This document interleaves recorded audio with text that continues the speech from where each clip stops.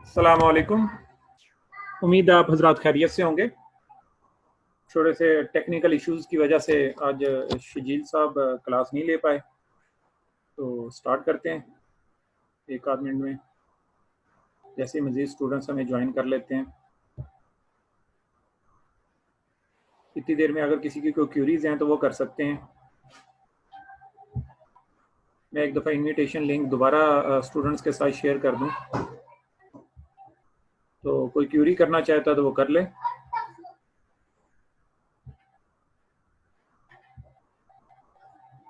कल जो हम बातें हमने डिस्कस की थी उनको लेकर।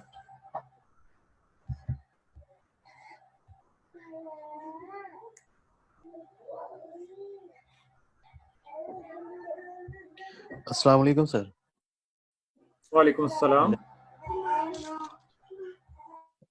जी सर, मुझे कल के लेक्चर के बारे में आपसे थोड़ा डिस्कस करना था कि जब हम जो ग्रिड वाला आपने पढ़ाया था ना। जी जी, मैं सुन रहा हूँ बात। अब बात करें, आप ग्रेड पढ़ाया था जी।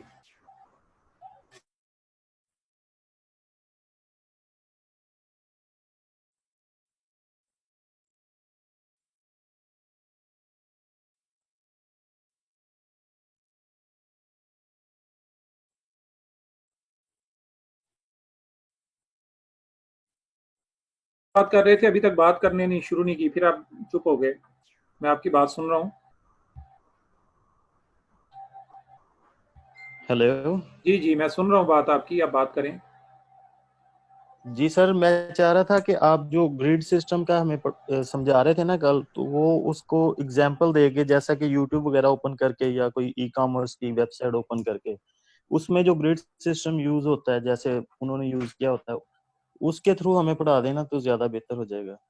देखें जी, मैं जिस तरह आप कहेंगे वैसे पढ़ा दूंगा, लेकिन अगर आप 4-6 दफ़ा ट्राई कर लेंगे, 2-4 दफ़ा ट्राई कर लेंगे, तो मेरे समझाने की ज़रूरत पेश नहीं आएगी। और अगर आप ट्राई नहीं करेंगे ना, तो फिर इशू ही रहेगा। जी तो बिल्कुल, ये तो इसलिए है अभी सर। आप ऐसे, मैं अभी थोड़ी देर में शुरू करता हूँ, इतनी देर में आप W3 स्कूल से ही वो कोड ओपन करें, कोड कॉपी पेस्ट करके ग्रिड बनाएं, कॉपी पेस्ट करें, रिपीट करें कोड को। इतनी देर में आप स्टार्ट करें प्रैक्टिस। तो जी जी। उम्मीद है मामला आपको सॉल्व हो जाएगा। अदरवाइज मैं अभी देखता हूँ उसको दोबारा। जी ठीक सर, थैंक यू।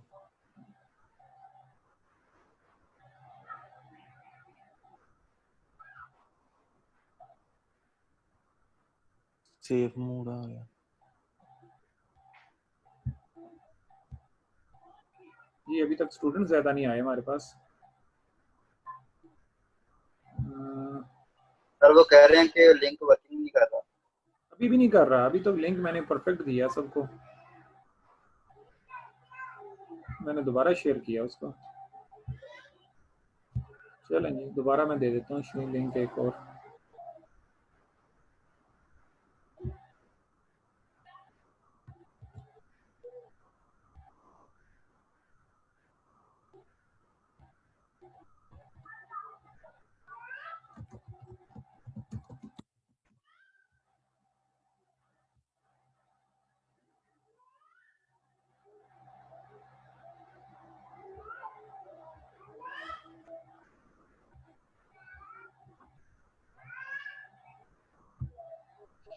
सर 3 बजे कौन सी क्लास हो रही फाइबर की? आपने 3 बजे वाला लिंक एक शेयर किया था। नहीं नहीं, वो कोई नहीं, वो गलत लिंक है, वो ऐसे ही है। बस इसी में ही अभी क्लास स्टार्ट है, वो ना उन्होंने ही शुरू की होगी। वो साहिब ने, शजील साहब मुझे लिंक फॉरवर्ड कर रहे थे और मैं उसको शेयर कर रहा था। असल में उनको फेसबुक जी, भी कुछ इश्यूज आ रहे थे उनको टेक्निकली, तो मैंने एक नया लिंक आप सबके लिए शेयर किया। पुरानों को मैं उड़ा देता हूँ यहाँ से। उसी वजह से ज्यादा कंफ्यूजन थी सर, वो कनेक्ट नहीं हो रहा था। 3 बजे का टाइम उसमें बताया जा रहा था। बस ऐसे ही है। चलो जी, और किसी की कोई क्वेरी हो तो बता दें।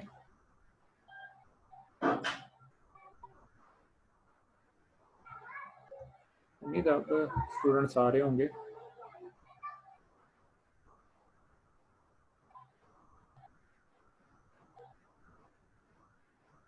यार ये पुरानी नई वाली पोस्ट मैंने उड़ा दी है, पुरानी वाली रह गई।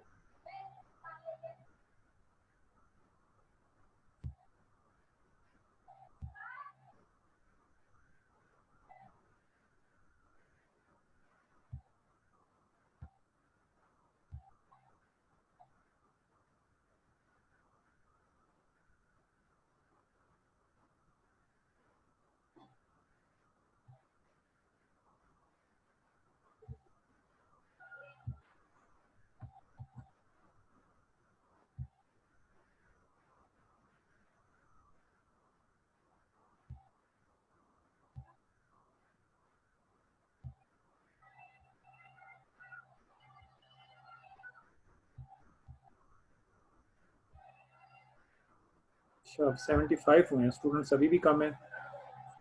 बहरहाल एक आध मिनट वेट करते हैं, कोई और किसी का क्वेश्चन है तो कर लें। मैं बहरहाल लिंक अब अपडेट कर दिए, सारे लिंक अपडेटेड हैं, बाकी सर ओल्ड वन काइंडली सारे मैंने थोड़ा डिलीट सा कर दिए। जी सर अभी बहुत सारे स्टूडेंट्स हैं जो व्हाट्सएप ग्रुप में मैसेज कर रहे हैं, उन्हें प्रॉब्लम आ रही है ज्वाइन करने में। हाँ, बस अब मैंने तो लिंक अपडेट कर दिया, उम्मीद है 1-2 मिनट में वो सब ज्वाइन कर लेंगे। अब तेज़ी से आ गए हैं, पुरानी पोस्ट को मैंने सबको डिलीट कर दिया, नई पोस्ट डाल दी है। Okay sir, thank you. जी कल जो हमने पढ़ा था उससे रिलेटेड कोई क्यूरी हो तो करें। एक साहब ने अभी ग्रिड सिस्टम को लेकर कोई बात की है, किसी और की कोई क्यूरी हो?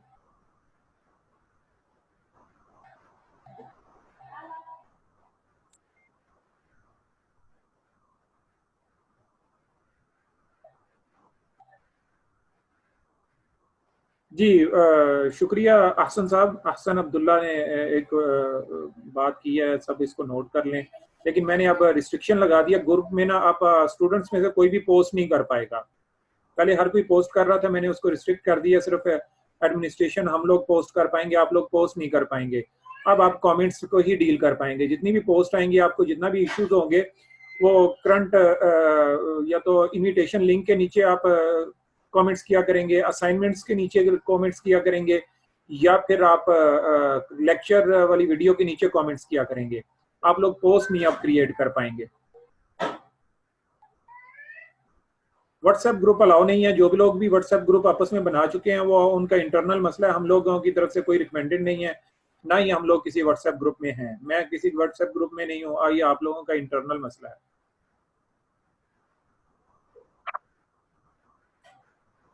जी CSS में ड्रॉप डाउन समझा दें, और असाइनमेंट भी कमेंट्स करेंगे। जी और असाइनमेंट्स अभी आप कमेंट्स ही करेंगे, जब कोई ऐसी असाइनमेंट्स आएंगी जो आपको अपलोड करनी होंगी तो वो भी मैं आपको बताऊंगा।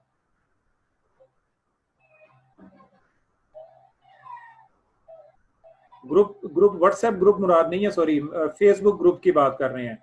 आप लोग फेसबुक ग्रुप के अंदर पोस्ट अब नहीं कर पाओगे, पोस्ट सिर्फ हम एडमिनिस्ट्रेशन कर पाएगी। जी कल की बात को लेके किसी को कोई क्यूरी नहीं है। अभी 124 हो चुके हैं, मजीद 1-2 मिनट वेट करते हैं।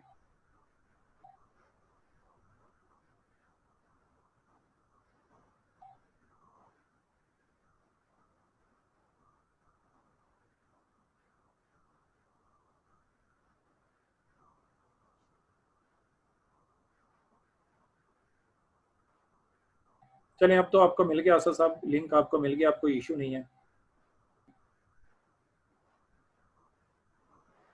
Trial version. ये फिर ट्रायल वर्जन आ गए हैं। लियाकत साहब माइक को कंट्रोल करें।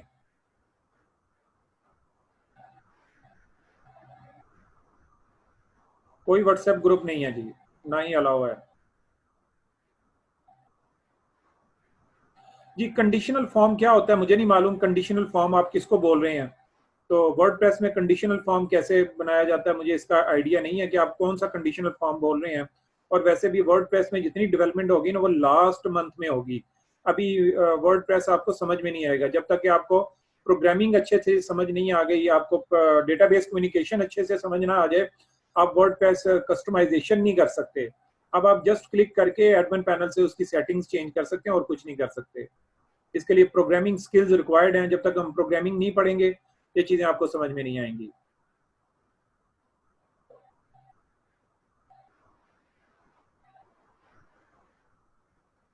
हाँ जी, कॉन्टेक्ट फॉर्म 7 वो यूज किया जाए वो तो ठीक है।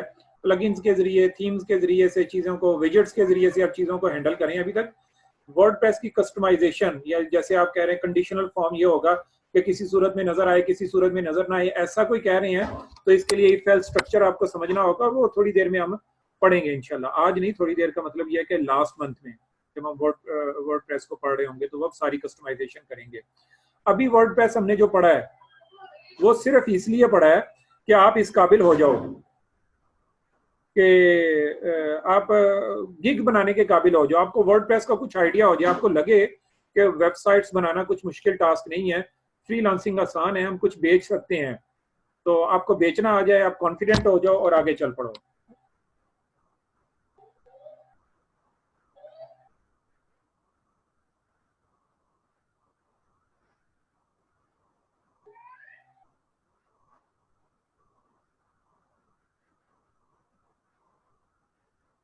ये डॉट नेट के साथ कंपैरिजन एक मुदस्सिर साहब कहना करना चाह रहे हैं, इसके ये सारे कंपैरिजन मैंने तीसरे लेक्चर में किया था, तो आप तीसरा लेक्चर सुने। जो लोग पिछले लेक्चर नहीं सुन रहे और पिछले लेक्चर्स की क्यूरीज लेके कह रहे हैं, तो गुजारिश है कि ऐसा ना करें। आप लोग स्टूडेंट्स की तरफ से आज मुझे बहुत सारी क्यूरीज को आंसर करना पड़ा, जिसमें वो लोग कह रहे हैं कि जनाब हमने लेक्चर सारे सुने हैं बट हमारी अटेंडेंस का इशू है, आप बताएं हमें इस अटेंडेंस के इशू को कैसे रिजॉल्व करें। अब आप सिंपल सी बात सुने कि अगर आपने सारे लेक्चर सुने हैं, खासतौर पे आपने लास्ट 2 डेज के लेक्चर अगर सुने हैं, तो अटेंडेंस का इशू नहीं होना चाहिए। कल और परसों और इससे पहले वाले लेक्चर में अटेंडेंस के सारे इश्यूज को रिजॉल्व करना बताया गया, एडमिनिस्ट्रेशन से कांटेक्ट कैसे करना है ये भी परसों के लेक्चर में बताया गया। आपने लेक्चर सुने हैं लेकिन आपको प्रॉब्लम सॉल्विंग समझ नहीं आ रही कि प्रॉब्लम हमारी कैसे सॉल्व होगी। इट मीन्स कि कुछ गड़बड़ है आपके साइड पे, या तो आपने लेक्चर नहीं सुने और आप कह रहे हैं कि आपने लेक्चर सुने हैं, तो जब लेक्चर नहीं सुने तो अटेंडेंस ऑब्वियसली नहीं लगेगी। और अगर आपने लेक्चर सुने हैं तो फिर आपको पता होना चाहिए कि मैनेजमेंट को कांटेक्ट कैसे करना है, ये ट्रेनर को बात नहीं करनी, ये मैनेजमेंट से रिलेटेड है। उन्होंने बताया हुआ कि कौन कौन साहिब मैनेजमेंट्स में है, और उन साहिब ने कहा कि मुझे मैसेज करते रहें, ताकि बहरहाल वो चीज़ें आपको मालूम होनी चाहिए अगर आपने लेक्चर सुने। अगर आपने लेक्चर नहीं सुने, बहरहाल चलें जी, अब हम स्टार्ट लेते हैं। थोड़ी सी आज हम बात करते हैं। कल हमने बूटस्ट्रैप और सीएसएस पढ़ी थी। जी वालेकुम सलाम। सर एक मैंने क्वेश्चन पूछना था आपसे। जी जरूर।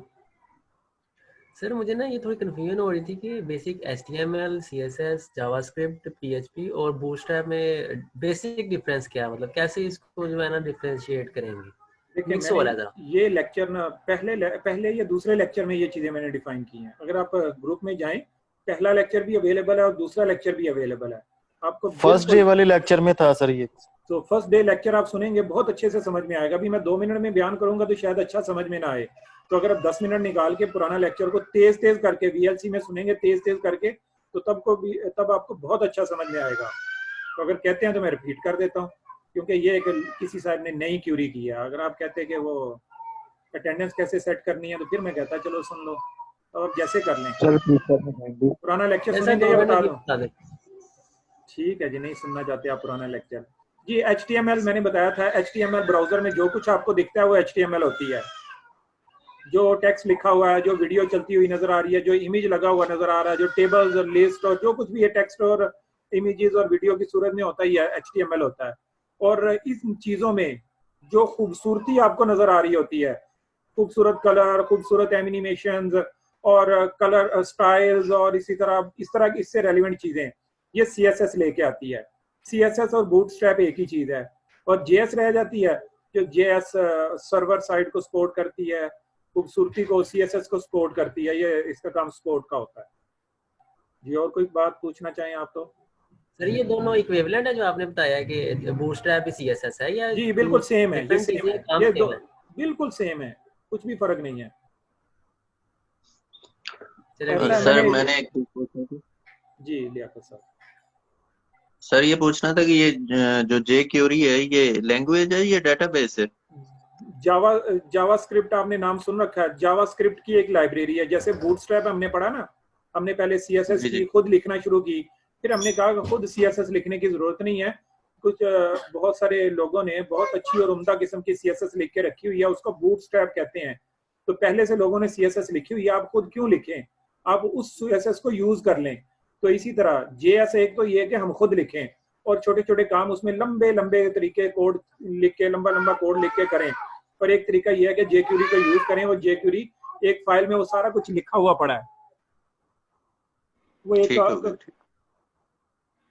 चलें जी। मेरा ख्याल आप QA सेशन को थोड़ा सा रोकते हैं। तो आज हमने कोई टेक्निकल चीज तो पढ़नी नहीं है। कल हमने डिस्कस किया था कि हम मजीद टेक्निकल चीजों को आज नहीं पढ़ेंगे। तो आज सर डिवीजन डिव का यूज आप बताने वाले थे।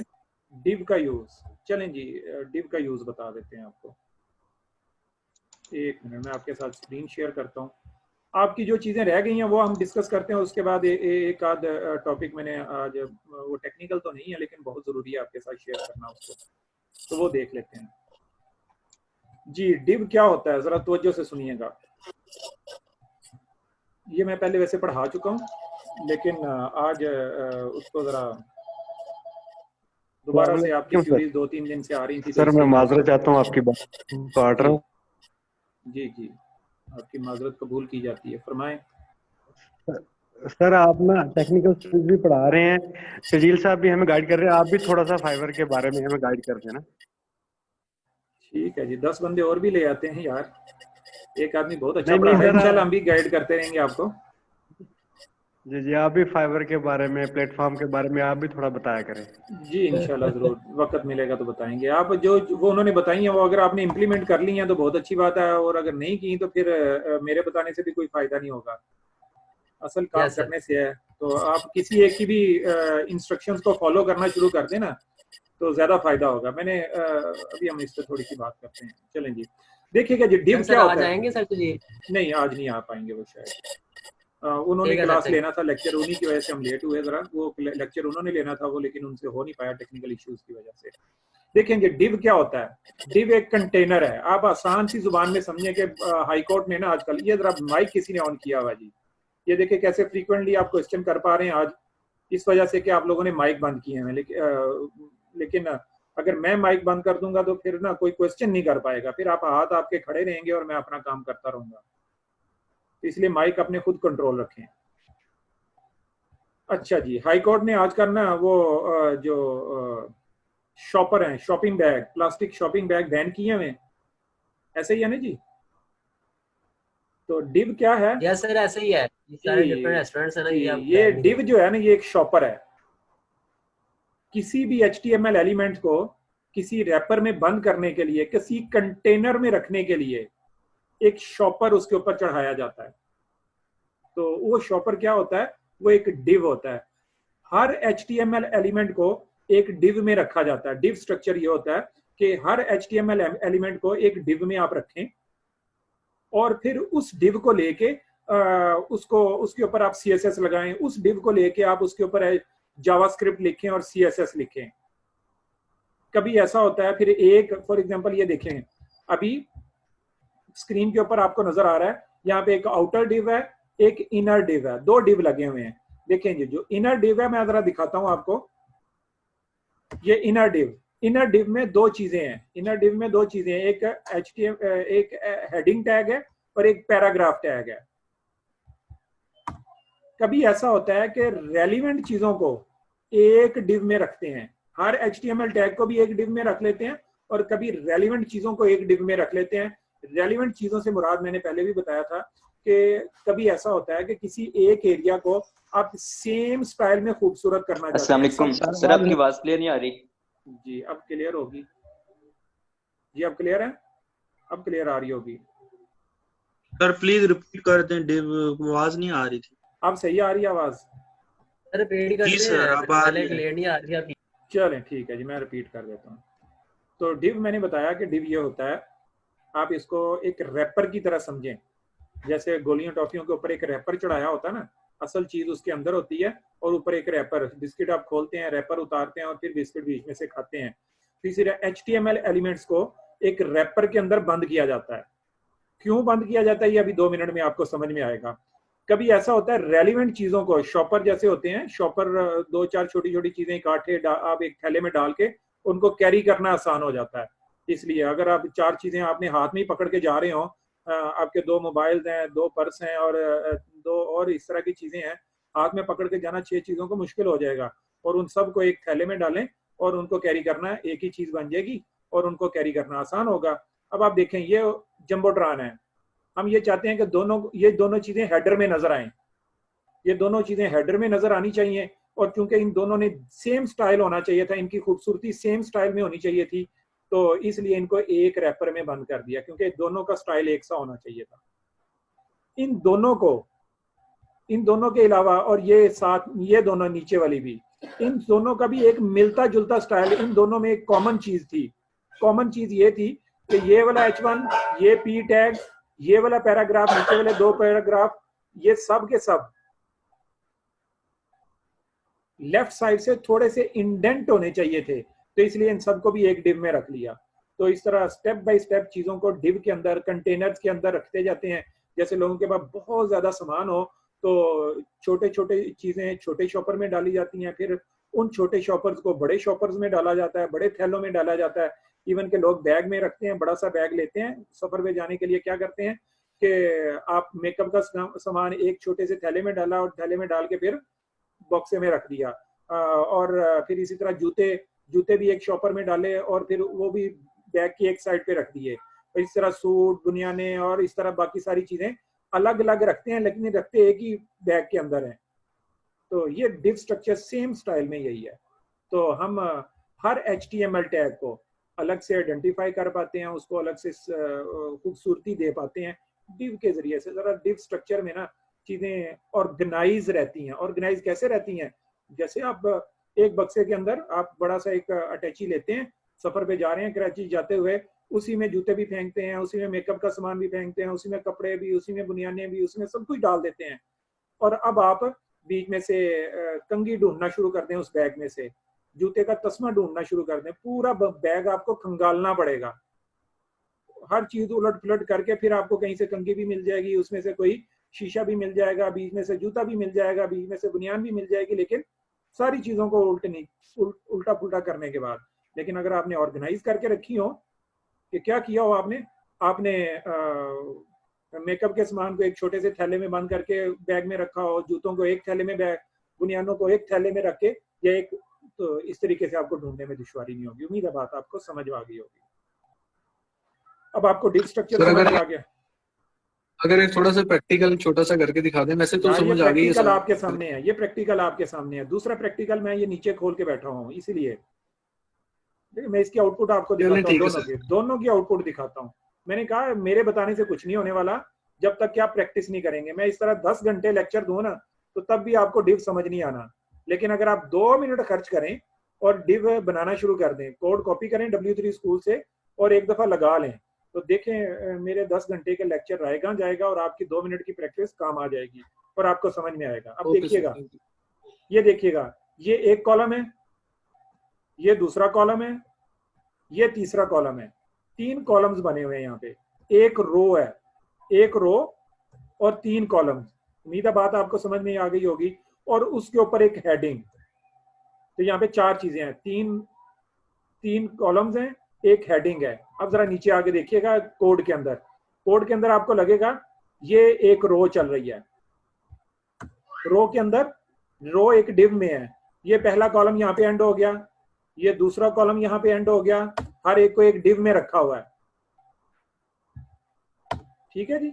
और फिर इसके ऊपर इन सब को, ये रो का कॉलम यहाँ से रो चल रही है, यहाँ पे एंड हो रही है, रो का कॉलम में एक डिव में अंदर, फिर उसको रैपर, फिर एक सारे के सारी HTML को एक डिव में रखा गया जिसको कंटेनर कह रहे हैं। तो इस तरह चीजें रैप करना बहुत आसान है। कितने डिव्स हैं? ये एक डिव है, इसमें सिर्फ एक पैराग्राफ टैग है। ये कॉलम में आ रहा है तो कॉलम डिव के अंदर एक पैराग्राफ हमने पहले कॉलम में दिखाना था, दूसरा पैराग्राफ दूसरे कॉलम में दिखाना था, तीसरा पैराग्राफ तीसरे कॉलम में दिखाना था। तो 3 पैराग्राफ्स हैं, 3 अलग अलग डिव्स बना दिए। इसी तरह ये उसके ऊपर एक रो बना दी कि इन तीनों को जमा करके एक रो में ले, ये तीनों कॉलम एक रो के हैं। और उससे ऊपर, ओके सर, उम्मीद है बात समझ में आ गई होगी। आप लोग प्रैक्टिस नहीं कर रहे, ज्यादा प्रैक्टिस पे फोकस नहीं कर रहे, इसलिए आप लोगों को इश्यूज आ रहे हैं। आप लोग प्रैक्टिस शुरू कर दें। अगर आप प्रैक्टिस करेंगे ना तो आपके ये इश्यूज नहीं आएंगे। अस्सलाम वालेकुम। जी वालेकुम अस्सलाम। सर जब हम स्टाइलिंग कर रहे होते हैं, जैसे सर अभी आपने ये बताया, तो रो की जब हम स्टाइलिंग कर रहे हैं तो पता चल रहा है कि ये इस रो की स्टाइलिंग हो रही है, P टैग की कर रहे हैं, H1 की कर रहे हैं। लेकिन सर जब हम कंटेनर क्लास की स्टाइलिंग करते हैं तो कौन सी एरिया की स्टाइलिंग हो रही होती है? कंटेनर क्लास कौन सी कंटेनर क्लास? तो जैसे आपने पहले डिव बनाई है, उससे क्लास आपने दी है कंटेनर, ये टॉप वाली? जी सर जी। अच्छा मेरी बात सुने, कंटेनर कोई क्लास नहीं है, कंटेनर CSS है, CSS की एक क्लास है। कंटेनर की आपने क्यों खूब स्टाइलिंग करनी है? कंटेनर तो खुद स्लाइसिंग, अब यूं समझिए, अब आप कहेंगे जी मैं जो मेकअप करने वाला एक ब्रश है या मेरा जो कंघा है, मैं उसकी स्टाइलिंग करती हूँ। तो मकसूद मेकअप के कंघे की स्टाइलिंग मकसूद नहीं होती। मकसूद तो इंसान ने वेबसाइट की करनी होती है या अपने मेकअप करना है तो अपनी स्टाइलिंग मकसूद होती है। तो इस डिव क्लास की स्टाइलिंग करके हमें क्या मिलेगा? मकसूद तो सर स्टाइलिंग जब में YouTube पे वीडियोस वगैरह, सर जब ट्यूटोरियल देखते हैं YouTube पे, वो सर पहले इस वाली जैसे क्लास कंटेनर है इसको लेके इसकी स्टाइलिंग कर रहे होते हैं, फिर नेक्स्ट फिर div पे आके फिर उसकी कर रहे होते हैं, नेक्स्ट फिर ऐसे p टैग ऐसे कर रहे होते हैं।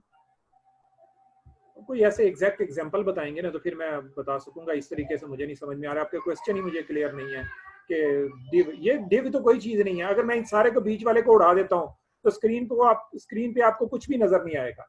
मैं ये देखो बीच वाला कंटेंट डिलीट कर दिया, सारा का सारा कमेंट कर दिया। अब आप देखिएगा यहाँ पे तो स्क्रीन में div कहीं भी नजर भी नहीं आ रहा, कुछ भी नहीं आ रहा। अब आप कहेंगे मैं कंटेनर की स्लाइसिंग कर दूं और स्टाइलिंग कर दूं, तो क्या स्टाइल करूंगा इसका मैं? जो चीज नजर ही नहीं आ रही, उसमें कोई है ही चीज नहीं, कोई HTML का टैग ही नहीं है उसमें, तो उसकी क्या मतलब उसकी क्या खूबसूरती लाएंगे? ये तो शॉपर है, ट्रांसपेरेंट शॉपर एक ने आपने लिया, एक शॉपिंग बैग ट्रांसपेरेंट, उसके अंदर बाहर नजर आता है, वो सिरे से वो एग्जिस्ट नहीं करता। तो ये एक ट्रांसपेरेंट लेयर है, div एक ट्रांसपेरेंट लेयर होती है। अब इसके अंदर कोई चीज होगी तो वो दिखेगी। आईना एक आईना है, उसके अंदर कुछ भी नहीं होता, लेकिन जो उसके सामने आता है उसको वो दिखा देता है। तो div एक आईने की तरह है बस। जी सर, थैंक यू। जी और कोई क्वेश्चन? सर मैंने एक और क्वेश्चन करना था, ये पूछना था कि जब हम बूटस्ट्रैप में काम कर रहे होते हैं तो हम JS की फाइल और CSS की बूटस्ट्रैप की इंक्लूड कर लेते हैं, लेकिन हम चाहते हैं कि बॉडी के जैसे बैकग्राउंड चेंज करना है, तो इसके लिए हम एक्सटर्नल CSS की फाइल यूज कर सकते हैं? जी बिल्कुल।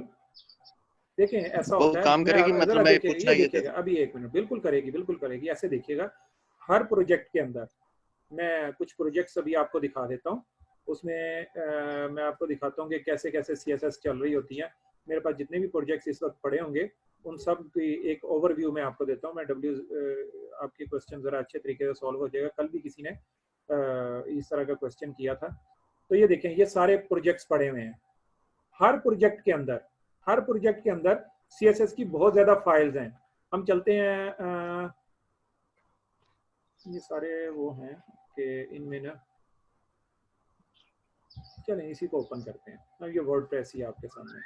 वर्डप्रेस में मैं थीम्स में जाता हूँ। यहाँ पे अभी थीम्स प्लगइन में अभी एक प्लगइन जरा एक मिनट रुकिएगा। मैं जो चीज़ डेमोन्स्ट्रेट करना चाह रहा हूँ मैं चाहता हूँ कि वो आपको लाइव कर दूँ। प्रॉपर्टी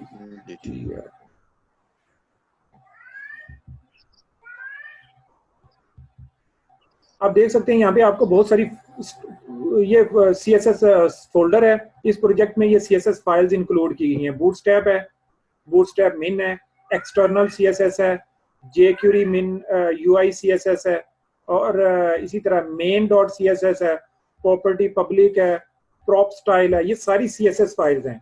इनमें से ये बूटस्ट्रैप है, बूटस्ट्रैप के अलावा ये एक्सटर्नल भी है, ये भी किसी पर्पज के लिए किसी की लाइब्रेरी हमने यूज किया है। jQuery UI CSS है, ये भी कोई लाइब्रेरी या मुख्तलिफ पर्पज के लिए डिजाइन को हेल्प करने के लिए आती है।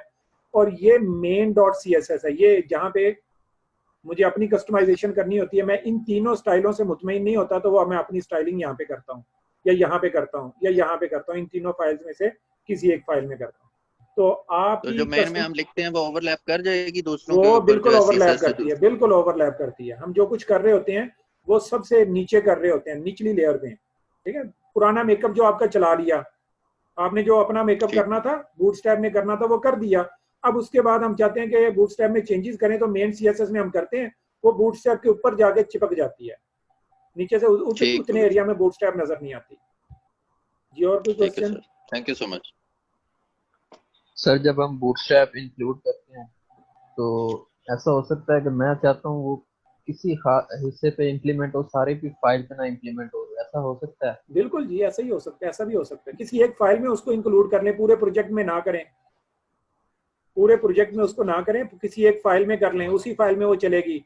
बाकी एरियाज में वो ना करें, जिधर जिधर आपने करनी है उधर। अब देखें ना, एक फाइल ये यहाँ पे देखिएगा, यहाँ पे सारी बूटस्ट्रैप मैंने यूज की हुई है।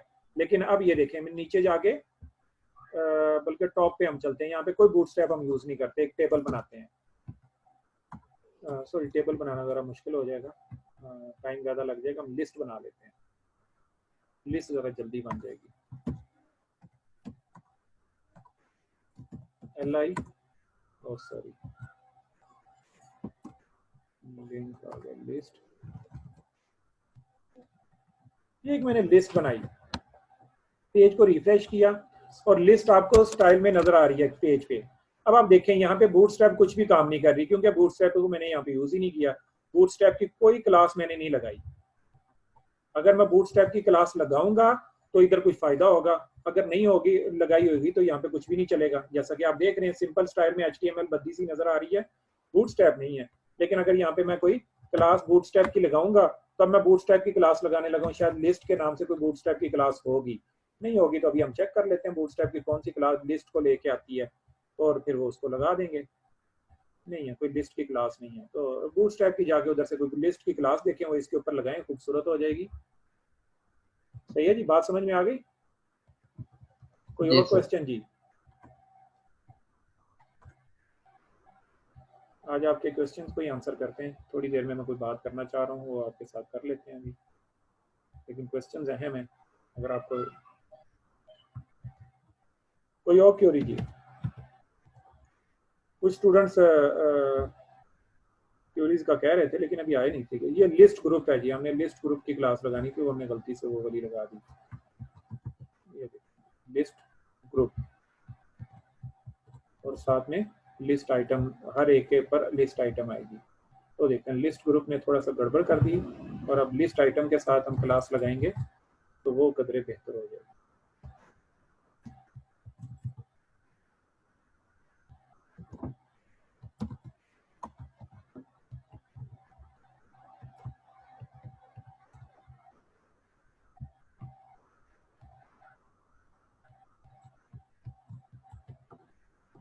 जी कोई और क्वेश्चन नहीं है? तो लिस्ट कुछ इस तरह की बन गई। अब वो उसके ऊपर वो नहीं आ रहा, लेकिन साथ में ये चीजें आ रही। जी कोई और क्वेश्चन नहीं है? मैं आगे चलूं? जी इसमें सर जो हमें वो जो इस कोड में से कोई रेलेवेंट वर्ड फाइंड कैसे किया जाता है सर, उसको रिप्लेस कैसे करते हैं इसमें? कहाँ पे सर इसमें सबलाइम टेक्स्ट में जो जी सबलाइम टेक्स्ट में जी कंट्रोल F, ये कंट्रोल F किया, नीचे ये देखे सर्च बार आ गई। यहाँ पे जो भी लिखेंगे और उसके बाद फाइंड के बटन पे ये साइड में आ रहा है, फाइंड का बटन हिट करेंगे तो वो ढूंढना शुरू कर देगा। Okay sir. और सबको रिप्लेस भी कर सकते हैं आसानी से? नहीं, वहाँ वो कर सकते हैं, उसके लिए सबको सिलेक्ट करना होगा। फॉर एग्जांपल मैं ग्रुप को रिप्लेस करना चाहता हूँ, ग्रुप को मैंने एक दफा सिलेक्ट किया, फिर कंट्रोल D मैंने करता गया, कंट्रोल वो सब सिलेक्ट हो गए, तो अब ABC जो भी उसकी जगह मैं रिप्लेस करना चाहूँ तो वो कर सकते हैं। वैसे रिप्लेस की कमांड अलग से भी आती है। वालेकुम अस्सलाम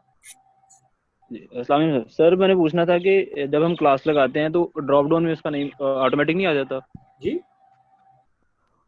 हम क्लास का नाम लिखते हैं बूटस्ट्रैप में, तो ड्रॉप डाउन में उसका नाम ऑटोमेटिक नहीं आ जाता? नहीं, इधर नहीं आ जाता, इधर बूटस्ट्रैप में नहीं आता। बूटस्ट्रैप को हेल्प के लिए सबलाइम टेक्स्ट में ना हमें कोई और इसका कोई प्लगइन इंस्टॉल करना पड़ेगा या कोई एडवांस सा ना आप वो यूज करें। इसलिए हम कह रहे हैं ना कि एडवांस आईडीज, तो हमने सबसे छोटा वाला जो एडवांस है ना, सबसे लोअर लेवल पे ये हमने रिसीव कर लिया 28 नवंबर को। जी ये 28 नवंबर वाले साहब कौन है जी? अपने आप को माइक बंद रखें। सॉरी जी, तो इसलिए हम कह रहे हैं कि एडवांस आईडीज आप यूज करेंगे तो वो बूटस्ट्रैप में भी आपको हेल्प करेगी। ये सबलाइम टेक्स्ट नहीं कर रहा, और अगर प्लगइन कोई सबलाइम टेक्स्ट का मिल जाएगा जो इसमें इंस्टॉल होगा, तो ये सबलाइम टेक्स्ट भी आपको बूटस्ट्रैप में हेल्प करेगा। ठीक है सर, ओके थैंक यू जी। ये CSS और जो बूटस्ट्रैप के कोड हैं सर, ये विजुअल स्टूडियो में लिख सकते हैं? सब आईडीज में लिख सकते हैं। वो विजुअल स्टूडियो में उसकी अपने इंस्टॉलेशन, जब उसको इंस्टॉल करते हैं तो शुरू में वो आपसे पूछता है कि आपने कौन सी लैंग्वेज चूज करनी है, तो आप उसको बताएं और उसके बाद वो आपको ये फैसिलिटी देगा। ठीक सर जी। और कोई सा है? यार मेरा क्वेश्चन जी कोई और? सर ये सिलेक्टर का पूछना था सर। सिलेक्टर जो है वो दो काफी तरह के होते हैं, क्लासेस होता है और एक आईडी होता है। तो दोनों में सर कोई मेजर डिफरेंस है? कोई मेजर डिफरेंस नहीं है, क्लास और आईडी दोनों सेम है, सेम तरह से वर्क करते हैं। सेम तरह से वर्क करते हैं। सिर्फ क्लास के लिए डॉट ऑपरेटर आता है और आईडी के लिए हैशटैग आता है। फर्क मैंने बताया था थोड़ा सा कि क्लासेस मोस्टली ना, क्लास सिलेक्टर जो है ना वो CSS में यूज किया जाता है। आईडी सिलेक्टर जो है ना वो CSS में ज्यादा यूज नहीं किया जाता। बहुत ज्यादा जब जरूरत पड़ती है ना, आदमी स्ट्रक हो जाता है, कहीं पे कोई बात ना बन रही हो, क्लास यूज करने की सूरत समझ में ना आ रही हो, तो फिर आईडी यूज करते हैं। आईडीज जो होती हैं वो ज्यादातर जेएस में यूज होती हैं, जावास्क्रिप्ट में। वर्किंग दोनों की सेम है। वर्किंग दोनों की सेम है। ये सर मैंने चेक किया था एक जो है ना कोड में वो लिखा हुआ था सेक्शन बनाए हुए थे ना उसमें। जी जी। तो सेक्शन और डिव में कोई डिफरेंस होता है इसमें कि मतलब इनको दोनों में कोई डिफरेंशिएट कर ले? सेक्शन बस यूं समझ लें कि एक जरा बढ़िया सा एरिया को बोलते हैं। सेक्शन होता है फॉर एग्जांपल हम कहते हैं हेडर एक मेरा सेक्शन है, फुटर मेरा एक सेक्शन है, एक बड़ा एरिया होता है। देखिए ना अभी शायद हम ये नहीं पढ़ पाए, हम आगे जाके देखेंगे। हमारे स्लाइड में ये शायद कहीं पे मौजूद था, चलिए हमें ढूंढना पड़ेगा स्लाइड में। मैं इधर से ऑनलाइन ही कुछ सर्च कर लेता हूँ। वेबसाइट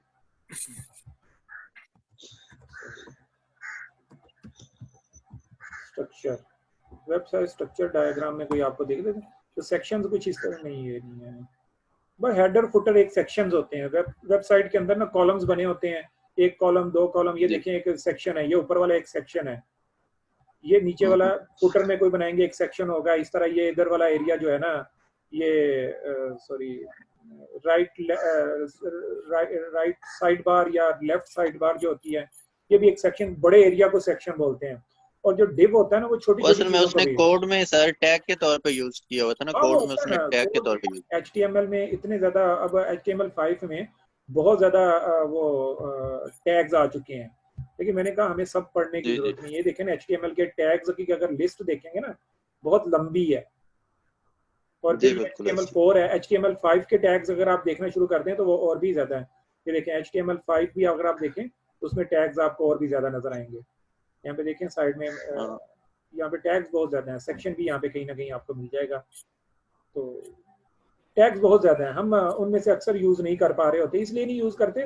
फ्रंट एंड डेवलपर को ये सारी चीजें आनी चाहिए और वो इनको प्रॉपरली यूज भी करते हैं। हम फ्रंट एंड डेवलपर नहीं बनने, हमारा फोकस बैक एंड पे होना है। तो इसलिए हमने मोटा मोटा दोनों चीजों को सीखा है, बूटस्ट्रैप को, CSS को, HTML को। और अब हमने आखिर में बात किया कि हमें HTML CSS बूटस्ट्रैप लिखने की जरूरत नहीं है, ऑनलाइन लिखी बहुत पड़ी है, हम उनको उठाएंगे और अपने कोड में यूज करेंगे। तो क्लाइंट कहता है कि बहुत ज्यादा मुझे ना एग्जैक्ट यूनिक सा डिजाइन बनाना है, तो कहते हैं ठीक है जी, हम तो डिजाइनर नहीं है, वेब डेवलपर हैं। तो अगर आप सर आपकी आवाज क्लियर नहीं आ रही जी, अभी आ जाती है क्लियर, अब आ रही है क्लियर, अब क्लियर है जी? सर आपकी आवाज नहीं आ रही। सर आप क्लियर है, अब क्लियर है, चले जी। तो कभी डिजाइनर क्लाइंट कहता है जी मुझे बहुत यूनिक सा डिजाइन बनाना है, तो क्लाइंट ऐसा जो यूनिक सा डिजाइन बनवाना चाहता है, वो क्लाइंट समझदार होता है, उसको पता होता है कि ये सॉफ्टवेयर इंजीनियर है, ये डिजाइनर नहीं है। तो वो पहले किसी डिजाइनर को हायर करता है, एक्सपर्ट डिजाइनर को हायर करता है, उससे डिजाइन बनवाता है। डिजाइन कौन सा है, पहले उसको वो PSP फाइल बनवाता है फोटोशॉप और में, फिर उसके बाद वो फ्रंट एंड डिजाइनर को देता है, ये इसका डिजाइन बना दो, या बैक एंड डिजाइनर भी डिजाइन HTML CSS लिख लेता है, तो वो फिर HTML CSS भी कहीं से लिखवाता है। फिर उसे कहता है बैक एंड डेवलपर को ये डिजाइन है, इसको इम्प्लीमेंट करो। और अगर वो कहता है फिर भी वो कहता है मैं डिजाइनर को हायर नहीं करना, मुझे आप ही करके दो। जी अब मेरे ख्याल ठीक आ रही होगी, अब मेरे पास इंटरनेट सही चल रहा है। जब खराब होता है तो मैं भी रुक जाता हूँ, मुझे भी एक मैसेज आ रहा होता है कि इंटरनेट वीक चल रहा है। तो अब आपकी तरफ से कभी मेरी तरफ से हो तो मैं रुक जाता हूँ फौरन। तो बहरहाल कभी डिजाइनर आवाज नहीं आ रही, क्लाइंट नहीं आ रही सर जी, अब ठीक आ रही है, आपका इंटरनेट का इशू है जी, मेरी तरफ से अब इशू नहीं है।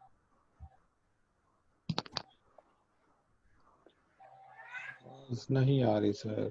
जी मेरे ख्याल शुरू करते हैं, फिर दोबारा आवाज आपको आएगी। अगर आप सब लोग माइक बंद कर लेंगे, जब ओपन बात करना हो तो फिर भी काफी फर्क पड़ेगा। सब लोग अपने माइक बंद कर लें, लियाकत साहब कर लें, वकार साहब आपका माइक खुला है, और इस तरह और भी एक दो स्टूडेंट्स को खुले हैं, तो माइक सब लोग बंद कर लें। जब आपने क्वेश्चन करना हो तो वो माइक ओपन कीजिए। वकार साहब का माइक अभी भी खुला है, लियाकत साहब ने माइक बंद नहीं किया।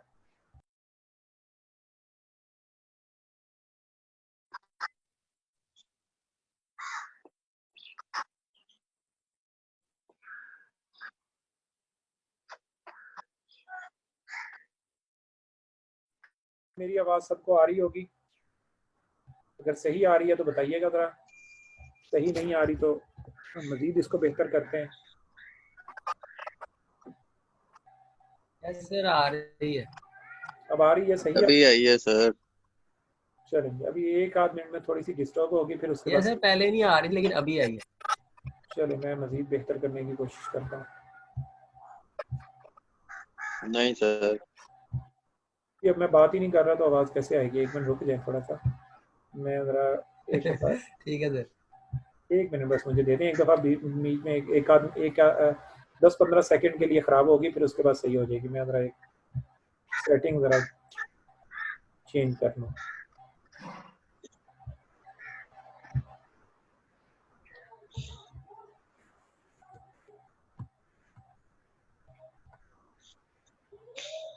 अच्छा जी, आप लोग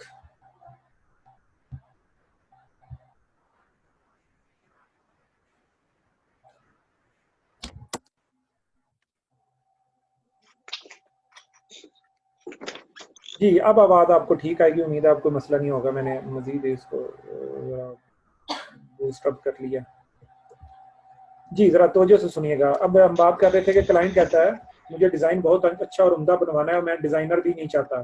तो फिर समझदार से जो डेवलपर होते हैं वो यूँ करते हैं, W3 स्कूल और इस जैसी की वेबसाइट ऑनलाइन खोलना शुरू कर देते हैं और धड़ाधड़ ऑनलाइन डिज़ाइन ढूंढते हैं।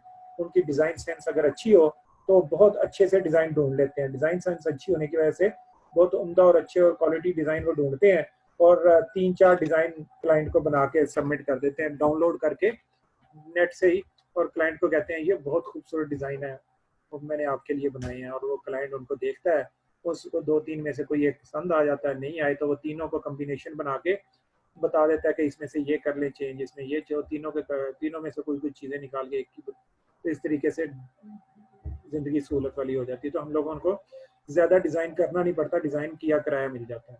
क्लाइंट समझदार होता है तो वो खुद ही बनवा लेता है, समझदार नहीं होता तो ऑनलाइन डिज़ाइन उठाए जाते हैं और वहाँ से फिर आगे जाके आपको अंदाज़ा होगा कि हम एक और बहुत ही ना उम्दा और आला सा टूल इस्तेमाल करेंगे और उसमें डिज़ाइन हमें कहीं से कॉपी नहीं करना पड़ेगा, डिज़ाइन ऑटोमेटिकली बन जाएगा, वो जस्ट क्लिक्स के ऊपर डिज़ाइन बनेगा। तो अभी हम उसकी वक्त नहीं आया, वक्त से पहले बात नहीं करनी चाहिए उसकी, इंशाल्लाह जब वो आएगा तो उसकी भी बात करेंगे। आपको डिज़ाइन क्लिक्स के ऊपर बनेगा।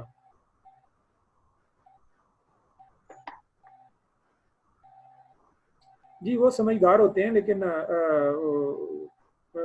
वो इतने समझदार होते हैं कि उन्होंने जितना पे किया होता है ना, उनको भी पता होता है कि इतने पे में क्या कुछ मिल सकता है। तो समझदारी ऐसे ही होती है।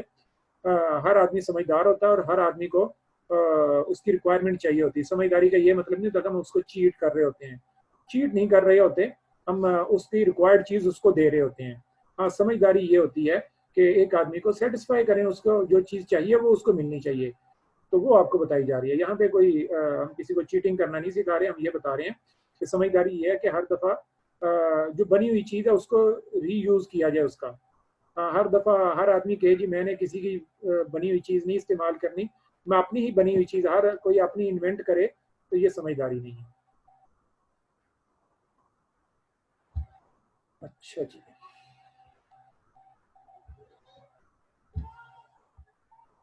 अच्छा जी, एक बात अभी तक ना सब की तरफ से मुझे कुछ ऐसा लग रहा था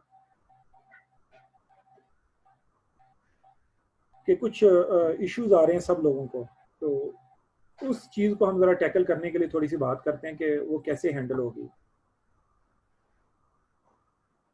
मैंने शुरू में बताया था कि हम लोग जो कुछ पढ़ रहे हैं ना वो सॉफ्टवेयर इंजीनियरिंग है। आप लोग अगर तो सॉफ्टवेयर इंजीनियर हो और फिर भी आपको नहीं आती तो तब भी ये चीज़ ज़रूरी है जो मैं अभी बताने लगा हूँ। और अगर आप सॉफ्टवेयर इंजीनियर नहीं हो, आपने BScs नहीं किया हुआ, तो तब तो बहुत ज़्यादा ज़रूरी है कि आप 3 महीने में सॉफ्टवेयर इंजीनियर बनने जा रहे हो, तो अब आपको वक्त देना चाहिए। मैंने कहा था शुरू में 5-6 घंटे आपको, 2-3 घंटे यहाँ पे, 5-6 घंटे इसके अलावा आप दें। वो 5-6 घंटे में कोई हमने ढोल नहीं पीटने, आपको कंप्यूटर के सामने नहीं बिठाना। उस 5-6 घंटे के अंदर हमने प्रैक्टिस करनी है। सॉफ्टवेयर इंजीनियरिंग प्रैक्टिस का नाम है। प्रैक्टिस जिसकी ज़्यादा हो जाती है वो ज़्यादा एक्सपीरियंस्ड हो जाता है। जो ज़्यादा एक्सपीरियंस्ड होता है उसको ज़्यादा पे मिलती है, वो ज़्यादा स्किल्ड होता है। ज़्यादा स्किल्ड वही होता है जो ज़्यादा प्रैक्टिस करता है। आप यूँ समझें कि दुनिया में जब भी आप काम करने जाते हैं, एक आदमी काम करवाने जाते हैं, फॉर एग्जांपल हमने शुरू में बहुत चीप लेवल तक वो एग्जांपल्स को कोट किया था, प्लम्बर, इलेक्ट्रिशियन और इस तरह के लोग ही आप हायर करने जाते हैं, और एक आदमी कहता है मैं हार्वर्ड से ग्रेजुएट हूँ और मैंने इलेक्ट्रिशियन और फलां डिप्लोमा ऑक्सफोर्ड से किए हुए, हालांकि वहाँ पे ये होते नहीं है, लेकिन फॉर एग्जांपल एक आदमी कहता है अभी मैं वहाँ से डिग्री लेके यहाँ पे बैठा हूँ दुकान पे, तो मैं प्लम्बिंग का काम आपके घर का बहुत अच्छा कर सकता हूँ, और आज मैं पहला नलका आपके घर लगाऊंगा, आपके घर का पहला मेन स्विच जो है ना वो चेंज करूंगा, तो ऑब्वियसली आप उसको नहीं हायर करेंगे, क्योंकि आपको डिग्री नहीं चाहिए, आपको एक्सपीरियंस्ड आदमी चाहिए, डिग्री होल्डर नहीं चाहिए होता, आपको एक्सपीरियंस चाहिए होता है, क्योंकि चाहे वो अमेरिका से डिग्री लेके आए, उसको काम करना नहीं आता, वो पढ़ के आया, पढ़ना और चीज होता है, काम करना और चीज होता है। तो बहरहाल अगर आप एक्सपीरियंस लेना चाहते हैं तो काम आपको करना पड़ेगा। अभी तक ऐसा चल रहा है कि लोग काम नहीं कर रहे, कुछ लोग बहुत ज्यादा असाइनमेंट्स को कर रहे हैं और कुछ लोग बिल्कुल ही नहीं कर रहे। जब भी कोई असाइनमेंट आती है ज्यादा से ज्यादा ना 70-80 लोग उसका रिप्लाई कर रहे होते हैं, बाकी लोग नहीं कर रहे होते, बाकी लोग बस ऐसे ही चल रहे हैं।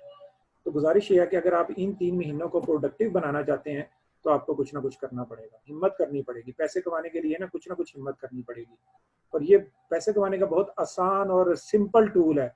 अगर आप 3 महीने हिम्मत कर लेंगे, आप प्रैक्टिस करना शुरू कर देंगे, तो आप बहुत तेजी से आगे निकल जाएंगे। मुझे कुछ वो एक पिकासो का वाकया याद आ रहा है, किसी साहिब ने ऑनलाइन ही मोटिवेशन में वो बयान किया था, आप लोगों को थोड़ा सा कोट करता हूँ, आपको अंदाजा होगा कि प्रैक्टिस क्या चीज़ है, प्रैक्टिस के बगैर कुछ भी आगे नहीं चल पाएंगे आप लोग। पिकासो के बारे में आता है कि एक खातून उससे मिली कहीं इवेंट पे, उस खातून के लिए खातून ने उसको पहचाना और उसे कहा कि मेरे लिए एक छोटा सा स्केच बना दें। पेपर, कागज, पेंसिल उसको दी। पिकासो ने ऐसे ही मूड में बैठा था, उसने जल्दी से एक स्केच उसके लिए एक कागज पे ड्रॉ कर दिया। वो एक्सपर्ट आदमी था, बहुत वो आर्टिस्ट था, उसने कोई 1-8 मिनट के अंदर 30 सेकंड्स के अंदर 2-4 लाइनें ड्रॉ की और एक स्केच सा बना के उसको दे दिया। और देते हुए उसने कहा कि मोहतरमा ये आपके लिए ना, ये जो स्केच है ये ऑलमोस्ट आपको 30,000 में ये या 30 lakhs में ये बिकेगा। वो खातून एकदम शौक में आई, उसने कहा ये पागल आदमी है, बहरहाल पिकासो तो है लेकिन 30 सेकंड में जो ड्रॉ किया हुआ स्केच है, 2-4 लाइनें इसने घुमाई हैं और ये कह रहा है कि ये 30,000 में या 30 lakhs में ये बिकेगा।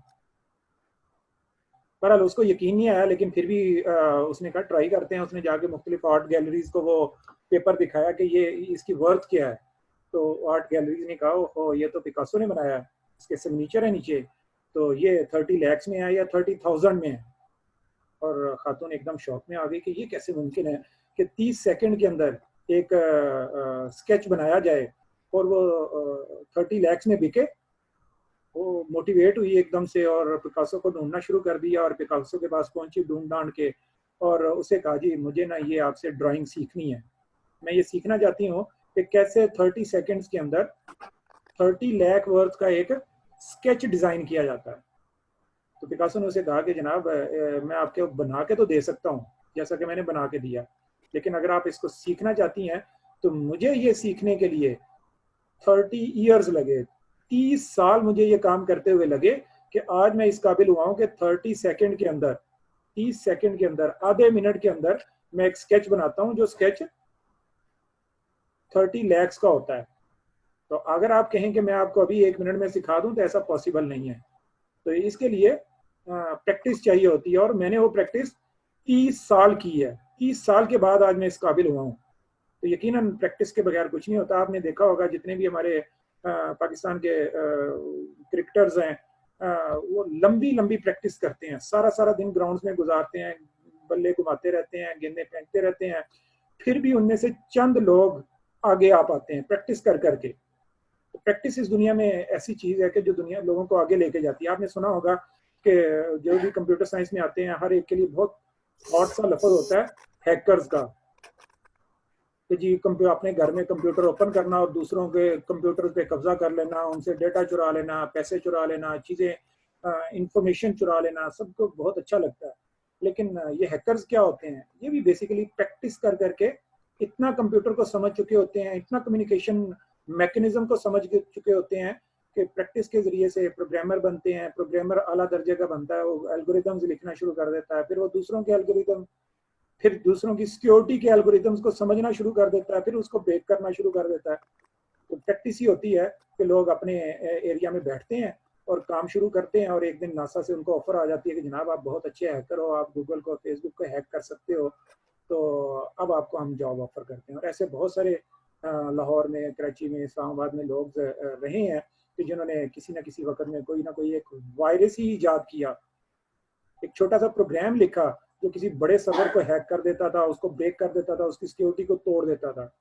वो उससे पहले अननोन रहे, कोई उनको जानता नहीं था, लेकिन उन्होंने प्रैक्टिस की, अपने घर के कोने में बैठे रहे, कंप्यूटर के साथ टामकटोइयाँ करते रहे, और इतने एक्सपर्ट हो गए कि वो एक ऐसी चीज बना ली उन्होंने कि जिसके जरिए से वो बड़े बड़े कंप्यूटर्स को वो उसकी सिक्योरिटी को ब्रेक कर देते थे। तो बहरहाल प्रैक्टिस बहुत जरूरी है। अगर आप प्रैक्टिस करेंगे तो हम आपको इंश्योर करते हैं कि 3 महीने के दौरान ही आप पैसे कमाना शुरू कर देंगे। और अगर प्रैक्टिस नहीं करेंगे, आप सुनेंगे शायद लेक्चर सुनने से बहुत कुछ हो जाता है, तो यकीन जानिए ये सुनने सुनाने से कुछ नहीं होने वाला। हमने शुरू में भी ये बात कही थी कि 3 महीने सुनने से, सिर्फ सुनने से आपको कोई फायदा नहीं होगा। खासतौर पर उस आदमी को तो बिल्कुल नहीं होगा जो 4 साल यूनिवर्सिटी में सुनता रहा और उसकी डिग्री उसको फायदा नहीं दे रही। तो वो 3 महीने हमें सुनने से भी उसको कोई फायदा नहीं होगा, प्रैक्टिस करने से फायदा होगा। और वो 2-4 महीने भी करने से आप की वो 4 साल की जो कमी है, जो यूनिवर्सिटी आपकी पूरी नहीं कर सकी, वो 3 महीने की प्रैक्टिस से हो जाएगी। मार्केट में लोग एक्सपीरियंस चाहिए, एक्सपीरियंस लोगों की कदर की जाती है। आपको जॉब चाहिए, आपको प्रोजेक्ट्स चाहिए, तो जो बिजनेसमैन होता है वो पैसे ऐसे नहीं किसी के ऊपर फेंकता, वो एक्सपीरियंस लोगों के ऊपर पैसे फेंकता है। एक्सपीरियंसड है तो वो आपके आगे पीछे बिछेगा, आपको पैसे भी देगा, आपको सीट भी आपकी साफ करेगा, आपको बिठाएगा भी। और अगर आपके पास एक्सपीरियंस नहीं है, हार्वर्ड की डिग्री है, ऑक्सफोर्ड की डिग्री है, आप बहुत गोल्ड मेडलिस्ट हो, तो तब भी वो आपको घास नहीं डालेंगे। हमारे पाकिस्तान में तो ट्रेंड ही ये है, वो कोशिश करते हैं कि प्रोफेशनल को हायर ना करें। प्रोफेशनल मीन जो डिग्री होल्डर हैं वो हायर ना किए जाएं। क्यों डिग्री होल्डर हायर ना किए जाएं? उनके नखरे होते हैं। हाँ, जो जुगाड़ लगा के इंजीनियर बन गए होते हैं उनको हायर किए जाएं। वो हर तरह के लोग, उनको पैसे अच्छे दिए जाएं, वो हर तरह का काम कर लेते हैं, वो नखरे नहीं करते। तो यहाँ पे तो वैसे ही डिग्री होल्डर की कुछ साइकी है। बिजनेसमैन जितने भी हैं वो मैट्रिक पास हैं, बड़े बड़े ओहदों पे हैं, बड़ी बड़ी उनके ग्रुप्स हैं, बड़ी बड़ी इंडस्ट्रीज उन्होंने बनाई हुई हैं, लेकिन मैट्रिक, मिडल और इसी तरह की वो तालीम रखते हैं।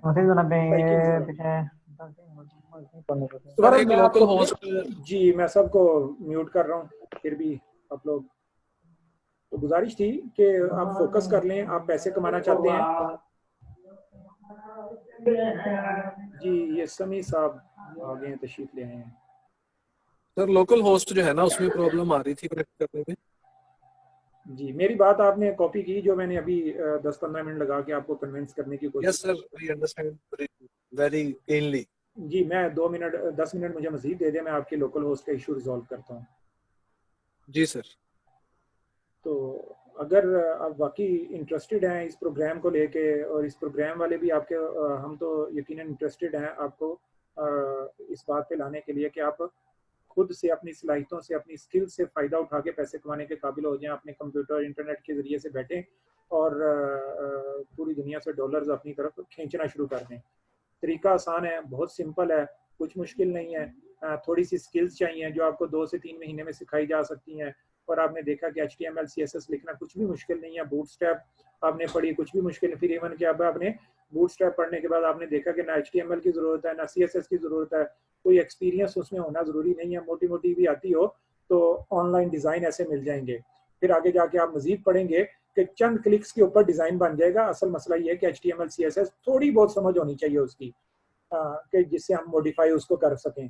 तो छोटी छोटी असाइनमेंट्स करने से आपको ये चीज़ें, ये महारतें आती चली जाएंगी आपके अंदर। बस आपका फोकस ये होना चाहिए कि हम आपको जो पढ़ा रहे हैं उसके साथ साथ आप प्रैक्टिस करते रहें। थोड़ी सी बात भी हम बताते हैं तो उसको ज़्यादा प्रैक्टिस करें। छोटा सा फॉर्म बनाने को कहा, आप उसको ज़्यादा खूबसूरत बना लें। मैंने बेसिक सा फॉर्म बनाने को कहा था, कुछ स्टूडेंट्स ने अच्छा खासा वक्त लगा के उसको बहुत अच्छा और खूबसूरत बना लिया, और कुछ ने बस ऐसे ही ना फॉर्मेलिटी पूरी की, बहुत भद्दा सा, खुद को भी उनको अच्छा नहीं लग रहा होगा, लेकिन उसके बावजूद उन्होंने ऐसे ही भद्दा सा ही बना के। तो गुजारा ना करें, चीज़ों को अच्छा करने की कोशिश करें। अच्छा जी, हमें शजील साहब कभी आ जाते हैं कभी चले जाते हैं, मेरा ख्याल था कि जी शजील साहब आप सर मैं इधर ही हूँ। मैं सॉरी, आज जो मेस क्रिएट किया ना मैंने। कोई बात नहीं सर, खैरियत, ऐसा होता रहता है, पहला दिन आपकी तरफ से था।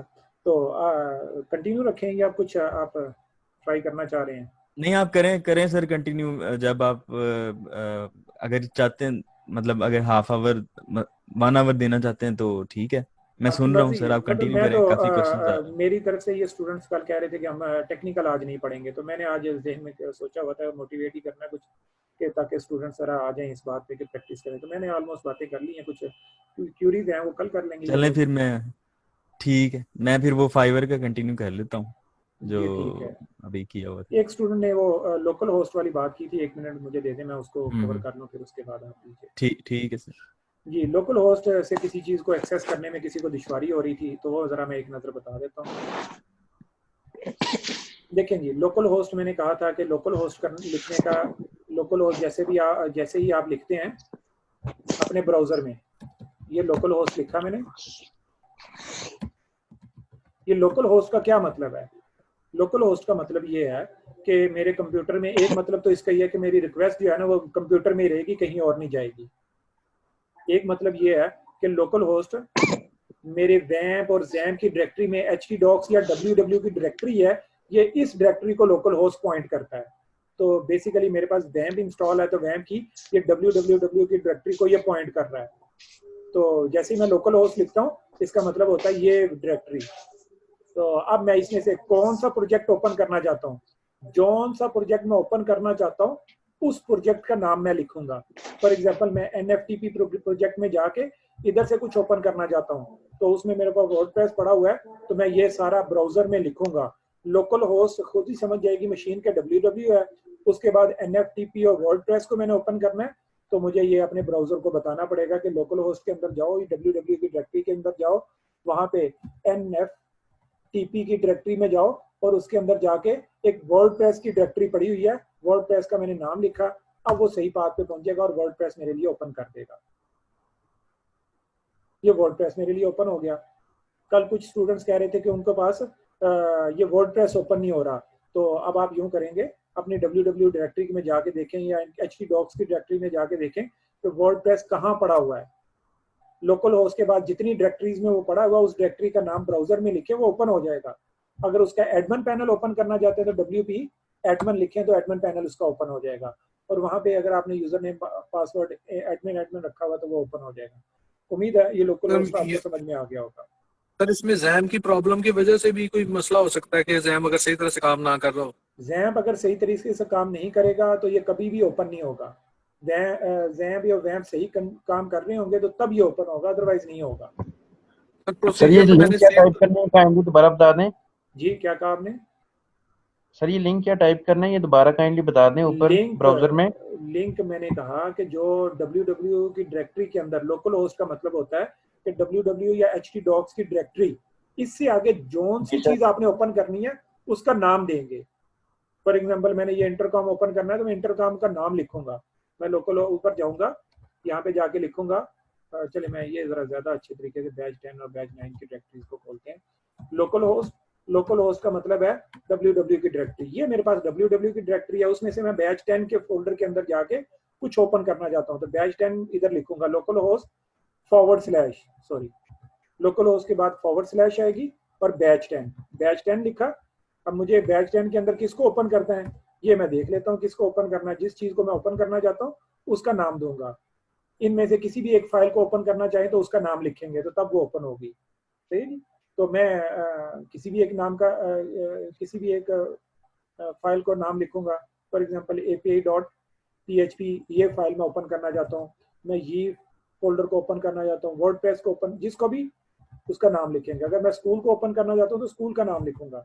फॉर एग्जांपल मैं स्कूल के नाम को ओपन करना चाहता हूँ, स्कूल की डायरेक्टरी को ओपन करता हूँ तो स्कूल का नाम लिखूंगा। यहाँ पे स्कूल के अंदर जाके मेरे पास एक लिस्ट की डायरेक्टरी फाइल है, उसको ये मैंने एंटर किया तो वो खुल जाएगी मेरे सामने। बात समझ में आ रही है सबको? डायरेक्टरी वाइज चलेंगे, आप ट्राई कीजिएगा, इंशाल्लाह हो जाएगा आपसे।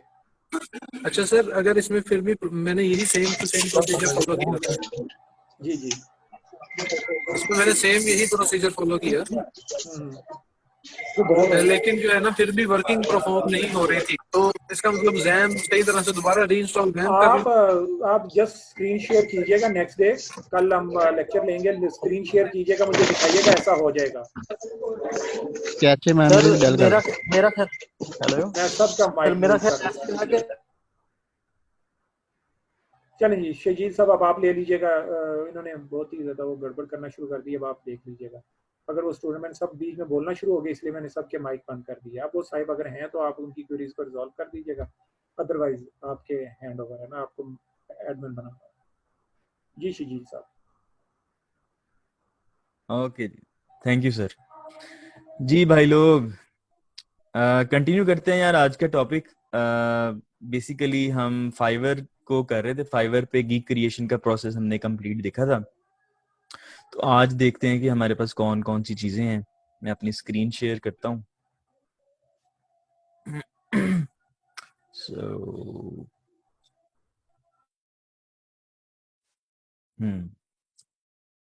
अच्छा जी, ये मेरी स्क्रीन है और यहाँ पर हम नया टैब ओपन कर लेते हैं। सो fiverr.com यहाँ पर ओपन कर लिया है मैंने, और इसमें हम दो तीन चीजें देखेंगे। सबसे पहले तो हम देखते हैं यहाँ पर रिस्पॉन्स टाइम के बारे में।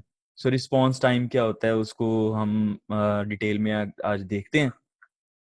तो कुछ स्टैट्स आपके पास ना प्रोफाइल के ऊपर शो हो रहे होते हैं। उन स्टैट्स को बेसिकली हम अंडरस्टैंड करने की कोशिश करते हैं और उसमें देखते हैं कि क्या क्या ऑप्शन मौजूद होते हैं। मैं चैट आपकी जो है ना वो कहाँ पे ओपन करूँ, चैट जो है वो, अच्छा।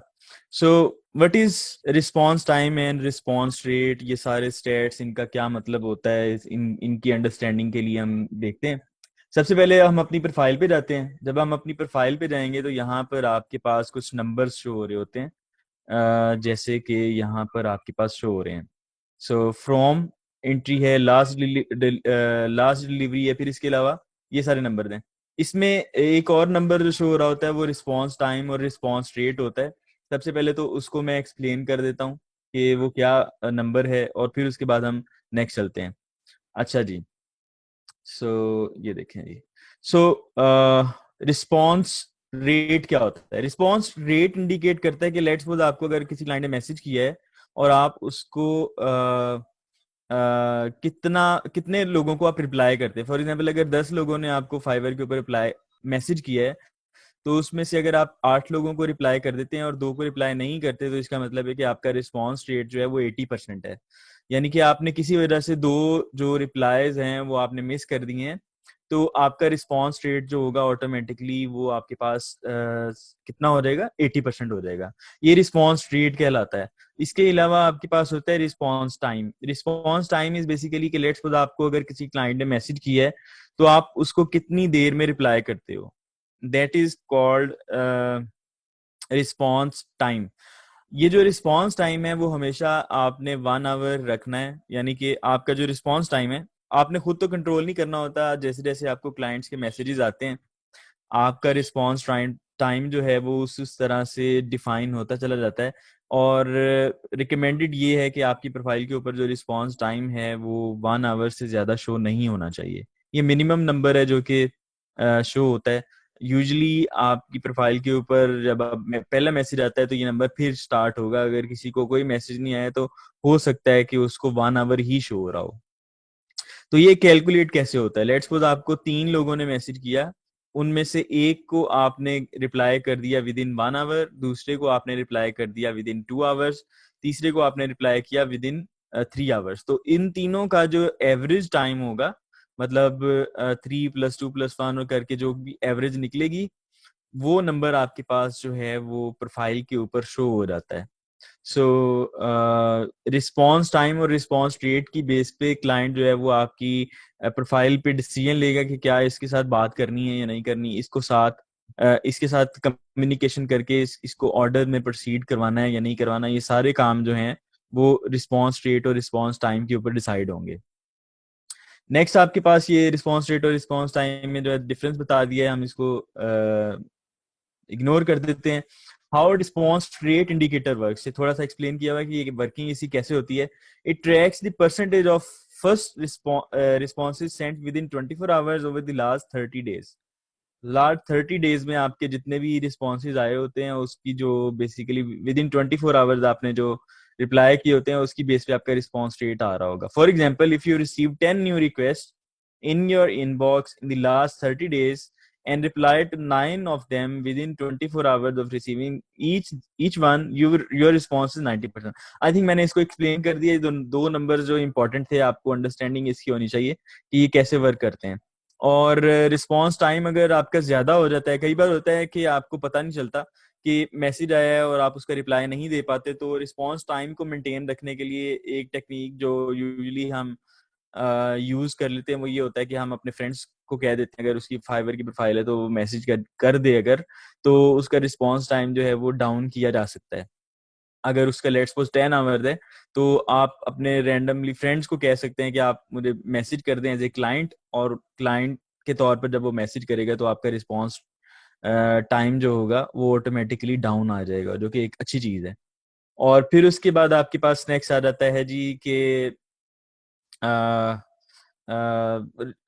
इसको मेंटेन कैसे रखना है. लेट्स सपोज आपको कैसे पता चलेगा कि, बल्कि इसकी बेस्ट टिप मैं आपको देना चाहता हूँ वो ये है कि आप इसकी मोबाइल ऐप जो अवेलेबल होती है फाइवर की वो आप जरूर इंस्टॉल करके रखें. एंड्रॉइड के तौर पर भी अवेलेबल है, iOS के तौर पर भी अवेलेबल है. तो फाइवर जाकर सर्च करें गूगल प्ले के ऊपर, गूगल प्ले पे सर्च करेंगे फाइवर, फर्स्ट नंबर पे ये ऐप आ जाती है. इसको आपने अपने मोबाइल में इंस्टॉल कर लेना है और लॉगिन भी कर लेना है. इससे ये होगा कि जब भी आपको कोई क्लाइंट मैसेज करता है तो आप ऑटोमेटिकली जो है ना नोटिफिकेशन आ जाएगा, जिस तरह से व्हाट्सएप वगैरह का आता है तो पता चल जाएगा. एक और टिप जो मैं आपको देना चाहूंगा अपना रिस्पांस रेट और रिस्पांस टाइम मेंटेन रखने के लिए वो ये है कि आप क्विक रिप्लाईज का इस्तेमाल कर सकते हैं.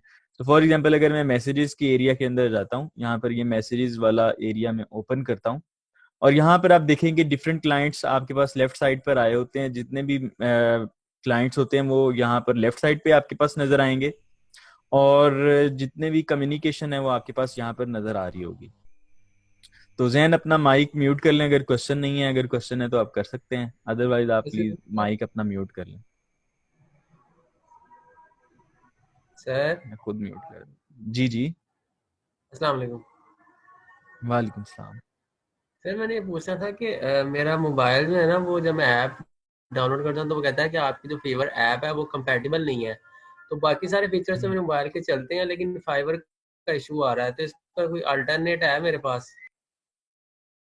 फाइवर की ऐप कंपैटिबल नहीं है, एंड्रॉइड ऑपरेटिंग सिस्टम का इशू होगा. आपके पास कौन सा है या तो फिर आप उनको ना मेल करके बता दें फाइबर वालों को कि ये कंपैटिबिलिटी इशू आ रहा है. एक्चुअली एंड्रॉइड के अंदर भी वही फिर मसले आ जाते हैं ना कि कंपैटिबिलिटी फोन्स की आ जाती है, शायद कंपैटिबल ना हो तो फोन ऑपरेटिंग सिस्टम चेंज करना पड़ेगा, फिर शायद मसला सॉल्व हो जाए. ठीक है, फोन चेंज करना पड़ेगा सर? हाँ, ये दरअसल ना आपका ऑपरेटिंग सिस्टम मैच नहीं हो रहा उसके साथ एपीआई लेवल और वो जो ऑपरेटिंग सिस्टम है, इस वजह से आपके पास ये एरर आ रहा है. तो यार ओप्पो का सेल है तो बाकी सारे फीचर्स तो चल रहे हैं उसके, सारी एप्स वगैरह जो भी है. वही ना, कुछ एप्स होती हैं वो कंपैटिबल नहीं होती, तो ये मसला अगेन इसका हल यही है कि आप वो कर लें. दूसरे नंबर पर और क्या हो सकता है सोल्यूशन, और यार इसके अलावा मेरे माइंड में नहीं आ रहा. लैपटॉप पे तो आपने वेबसाइट भी ओपन कर लेनी है तो वो तो आपको पता चल जाता है. आप ऐसे करें ना, आप अपने ईमेल लॉगिन करने अपने जीमेल के अंदर, लॉगिन करने के बाद अलर्ट्स उसकी ऑन कर लें अपने फोन के अंदर. उससे ये होगा कि जब आपको फाइवर पे मैसेज आएगा तो आपको ईमेल भी आ जाएगी, ईमेल का अलर्ट पता चलेगा तो आपको पता चलेगा कि ये फाइवर से मैसेज आया है. इस तरह से मसले को सॉल्व कर लें. Yes sir, you are right. ठीक है सर, थैंक यू. हाँ ये ठीक है. अच्छा, एक और चीज आपने करनी है यहाँ पर, वो ये करनी है कि सर यहाँ पर रिस्पांस रेट बताइएगा कहाँ पे शो होता है? रिस्पांस रेट आपकी प्रोफाइल के ऊपर शो होता है. मैं आपको यहाँ पर बल्कि ये यहाँ पर शो नहीं होगी, मैं दोबारा से स्क्रीन शेयर करता हूँ. 1 मिनट ठहरे, share screen, entire screen. Sir response rate बढ़ा कैसे सकते हैं? मेरी प्रोफाइल पे 33% है सर. मैं वही बताता हूँ आपको, ठहरे. ये देखिए मैं अपनी प्रोफाइल ओपन कर रहा हूँ fiverr.com/appsol360. तो ये आपके पास यहाँ पर देखें नंबर शो हो रहा है एवरेज रिस्पॉन्स टाइम। तो ये क्या है, 1 आवर है। ये प्रोफाइल के ऊपर शो होता है। जब आपने खुद लॉग इन किया होगा तब शायद ये शो ना हो। आप जब किसी और की प्रोफाइल देखेंगे तो वो वहां पर शो हो रहा होता है, 1 आवर आपके पास आ रहा है। तो ये आपके पास रिस्पॉन्स टाइम यहाँ पर शो होता है। अच्छा, मैं आपको एक बहुत इंपॉर्टेंट बात बताने लगा था रिस्पॉन्स टाइम और रिस्पॉन्स रेट के लिए। एक तो मैंने आपको ये बता दिया है कि रिस्पॉन्स रेट और रिस्पॉन्स टाइम जो है वो आपका मिनिमम होना चाहिए, और उसका मतलब क्या होता है। अब नेक्स्ट टिप ये है कि कभी कभी ना मैसेज आ जाता है और हमें बेसिकली रिस्पॉन्स टाइम को मेंटेन रखना है। लेट्स सपोज क्लाइंट ने आकर इतना बड़ा मैसेज कर दिया, ये देखें इतना बड़ा उसने मैसेज कर दिया है। अब इसका मैं अगर मैनुअली रिप्लाई लिखने बैठूंगा तो ये तो मुझे काफी टाइम लग जाएगा। तो इसका हल ये होता है कि आप उसको ना वेलकम कर दो या थैंक यू कर दो कि hi Niko, thank you so much for messaging me and I am checking your requirements, let me respond back to you. So for example यहाँ पर ये जो छोटा सा बटन है ना, अच्छा ये इतना लिखने में भी टाइम लगेगा। For example hi Niko, thank you for messaging मी, ये भी काम लंबा है, मतलब इस पे भी टाइम लगता है। तो इसका मतलब ये है कि इसका कोई शॉर्टकट होना चाहिए। वो शॉर्टकट यहाँ पर मौजूद है। ये यहाँ पर आपने क्विक रिस्पॉन्स वाला जो टैब बटन है इसके ऊपर क्लिक करना है। जब आप इसके ऊपर क्लिक करेंगे तो आपके पास ये कुछ इस तरह से क्विक रिस्पॉन्सेज का ऑप्शन आ रहा होता है। यहाँ पर आपने ये फर्स्ट मैसेज वाला जो रिस्पॉन्स है ये बना बनाया आपके पास आ रहा होगा। अगर आप अपनी फाइवर की प्रोफाइल लॉगिन करेंगे तो आप देख सकते हैं कि ये फर्स्ट मैसेज लिखा हुआ आ रहा होगा। सो जब जैसे ही मैं उसके ऊपर क्लिक करता हूं तो मेरे पास एक काम हो रहा है, वो ये हो रहा है कि इसने ऑटोमेटिकली ये मेरा नेम, इसने क्लाइंट का नेम भी इंसर्ट कर दिया, हाय निको whatever जो भी उसका नेम है, thank you for liking my service and deciding to discuss it further. ये उसने ना क्या किया है, एक message send automatically text field के अंदर इंसर्ट कर दिया है। इससे ये होगा कि आपका जो टाइपिंग वाला टाइम है कि आप मैनुअली मैसेज को टाइप करोगे वो भी बच जाएगा। तो दोबारा मैं करके दिखा देता हूँ। बताइएगा ऑटोमेटिकली कैसे आपने एंटर किया, इसको दोबारा बताइएगा। बता रहा हूँ, ये देखें आपने यहाँ पर ये quick use a quick response वाला जो आइकन है इसके ऊपर क्लिक करना है। क्लिक करने के बाद ये आपके पास कुछ टेम्पलेट्स नजर आएंगे। बाय डिफॉल्ट ये फर्स्ट मैसेज वाला इंसर्ट होगा, बाकी ये मैंने खुद क्रिएट किए हुए हैं। ये कैसे करते हैं ये मैं बाद में बताता हूँ, मगर मैं फर्स्ट मैसेज पे जैसे ही क्लिक करता हूँ तो ये ऑटोमेटिकली एक बना बनाया मैसेज इंसर्ट कर देता है। अब ये क्या होता है कि ये एक तो आपका वक्त भी बचा लेगा, दूसरे नंबर पर आपका रिस्पॉन्स टाइम और रिस्पॉन्स रेट भी जाहिर है थोड़ा सा इम्प्रूव होगा।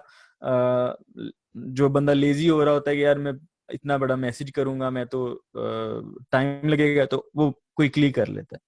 समझ आई बात सबको? इसमें जी सर समझ आ गई है। इसके ये ऑटोमेटिकली सेंड नहीं हो सकता, ये कि हमें खुद से करना पड़ेगा? जैसे कि व्हाट्सएप पे ऑप्शन होती है, व्हाट्सएप के लिए एक एप्लीकेशन होती है कि जैसे ही हमें कोई मैसेज करेगा तो उसका ऑटो रिस्पॉन्स हो जाएगा। देखिए ऑटो रिस्पॉन्डर यूज तो हो सकता है, मगर मैं रिकमेंड करूंगा कि आपने इसका इस्तेमाल नहीं करना। आपने जैसे मैं आपको बता रहा हूँ वैसे ही करना है। मतलब ऑटो रिस्पॉन्डर शायद फाइवर का अवेलेबल हो, गूगल प्ले पे आप देखेंगे आपको मिल जाएगा, मगर मैं रिकमेंड नहीं करता वो कि आप उसको इस्तेमाल कर लें। ठीक है, वैसे मिल जाएगा ऑटो रिस्पॉन्डर आप गूगल प्ले। क्यों नहीं रिकमेंड करते? यार ऐसे है कि ये ना हो कि फाइवर आपको इस चीज पे पेनल्टी कर दे, मतलब कि ये आप ऑटो रिप्लाई कर रहे हो, तो इससे अच्छा यही है कि हम ना अपनी चीजों को जरा सेफ तरीके से लेके चलें तो ज्यादा अच्छा होगा। ठीक है sir, okay sir, thank you sir. जी बोले यार मैंने ये आपसे पूछना था कि नॉर्मली एक टर्म यूज होती है बिडिंग की, ये फ्रीलांसिंग वगैरह में, इसका जरा क्लियर कर दें, मुझे कंफ्यूजन होती है इसमें। मैं उसको भी बताता हूँ, ये वाला टॉपिक कवर हो जाए मैं वो भी बताता हूँ। ठीक है, सारा कवर होगा, साथ साथ करते रहेंगे। मैं ये वाला कर लूँ फिर उसके बाद करता हूँ। अच्छा अब यार ये तो बना बनाया मैसेज था, हम इसको कस्टमाइज करना चाहें तो कस्टमाइज भी कर सकते हैं। सो फॉर एग्जांपल इसके ऊपर क्लिक करें और जिस मैसेज को आप कस्टमाइज करना चाहते हैं ये पेंसिल आइकन पे क्लिक कर दें। पेंसिल आइकन पे क्लिक करने के बाद आपके पास ये प्रॉपर एक मैसेज वाला एरिया ओपन हो जाएगा जहां पे आप मैसेज जो है वो अपना टाइप कर सकते हैं। लेट्स सपोज आपको ये वाला मैसेज पसंद नहीं आ रहा, ये जो बाय डिफॉल्ट लिखा हुआ है, आप उसको चेंज करना चाहते हैं तो आप उसको चेंज भी कर सकते हैं। हाय यूजर नेम। अच्छा, एक और चीज देखें, ये जो ब्रैकेट्स के अंदर यूजर नेम लिखा है इसके स्पेशल मीनिंग्स हैं। ये कोड लिखा है, मतलब जब आप कर्ली ब्रेसेस और यूजर नेम टाइप करेंगे तो जो भी क्लाइंट का यूजर नेम होगा वो इसके साथ रिप्लेस हो जाएगा। So thank you for liking my service and deciding to discuss it further. Regards एप्सोल 360। ये मेरी प्रोफाइल का यूजर नेम है तो मैं इसको सेव कर देता हूँ। अब क्या होगा, जब भी मैं मैसेज ये वाला इंसर्ट करूंगा तो रिगार्ड्स एप्सोल 360 भी इंसर्ट हो जाएगा। This is how you can customize this. अब देखते हैं कि अगर नया क्रिएट करना है तो कैसे करना है। आप अगेन इसके ऊपर क्लिक करेंगे, क्लिक करने के बाद आपके पास यहाँ पर create a new quick response का बटन आ रहा है। आप इसके ऊपर क्लिक करेंगे तो अगेन वही वाला विंडो ओपन हो जाएगा और यहाँ पर आप अपना टाइटल दे सकते हैं क्विक रिस्पॉन्स का और अपना मैसेज दे सकते हैं। तो फॉर एग्जांपल यहाँ मैं लिखता हूँ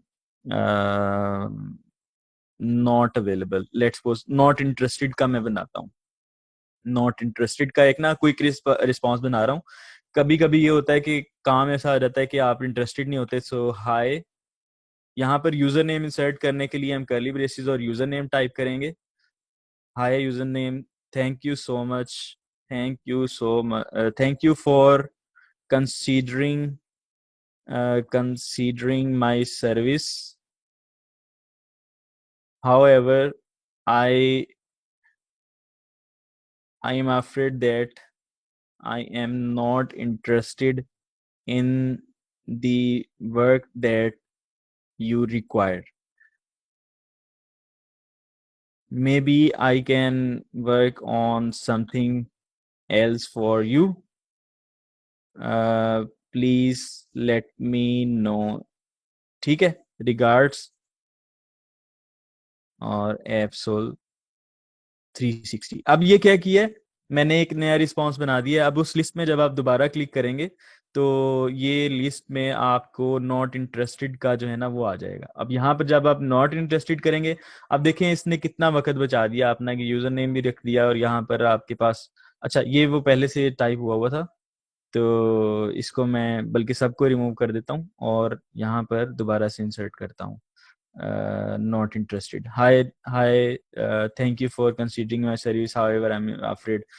तो ये आप कस्टम बनाना चाहें तो बना सकते हैं। मैं यूजुअली इसको इस्तेमाल करता हूँ अपने टेम्पलेट्स के लिए। फॉर एग्जांपल, अगर मुझे कोई कहता है कि यार आप मुझे ना अपने ऐप के सैंपल्स दिखा दो, मुझे चैटबॉट्स के सैंपल्स दिखा दो, वेबसाइट्स के सैंपल्स दिखा दो, तो मैं जस्ट वन क्लिक करता हूँ। वन क्लिक करने से मेरे पास जितने भी सैंपल्स होते हैं वो मेरे इंसर्ट हो जाते हैं।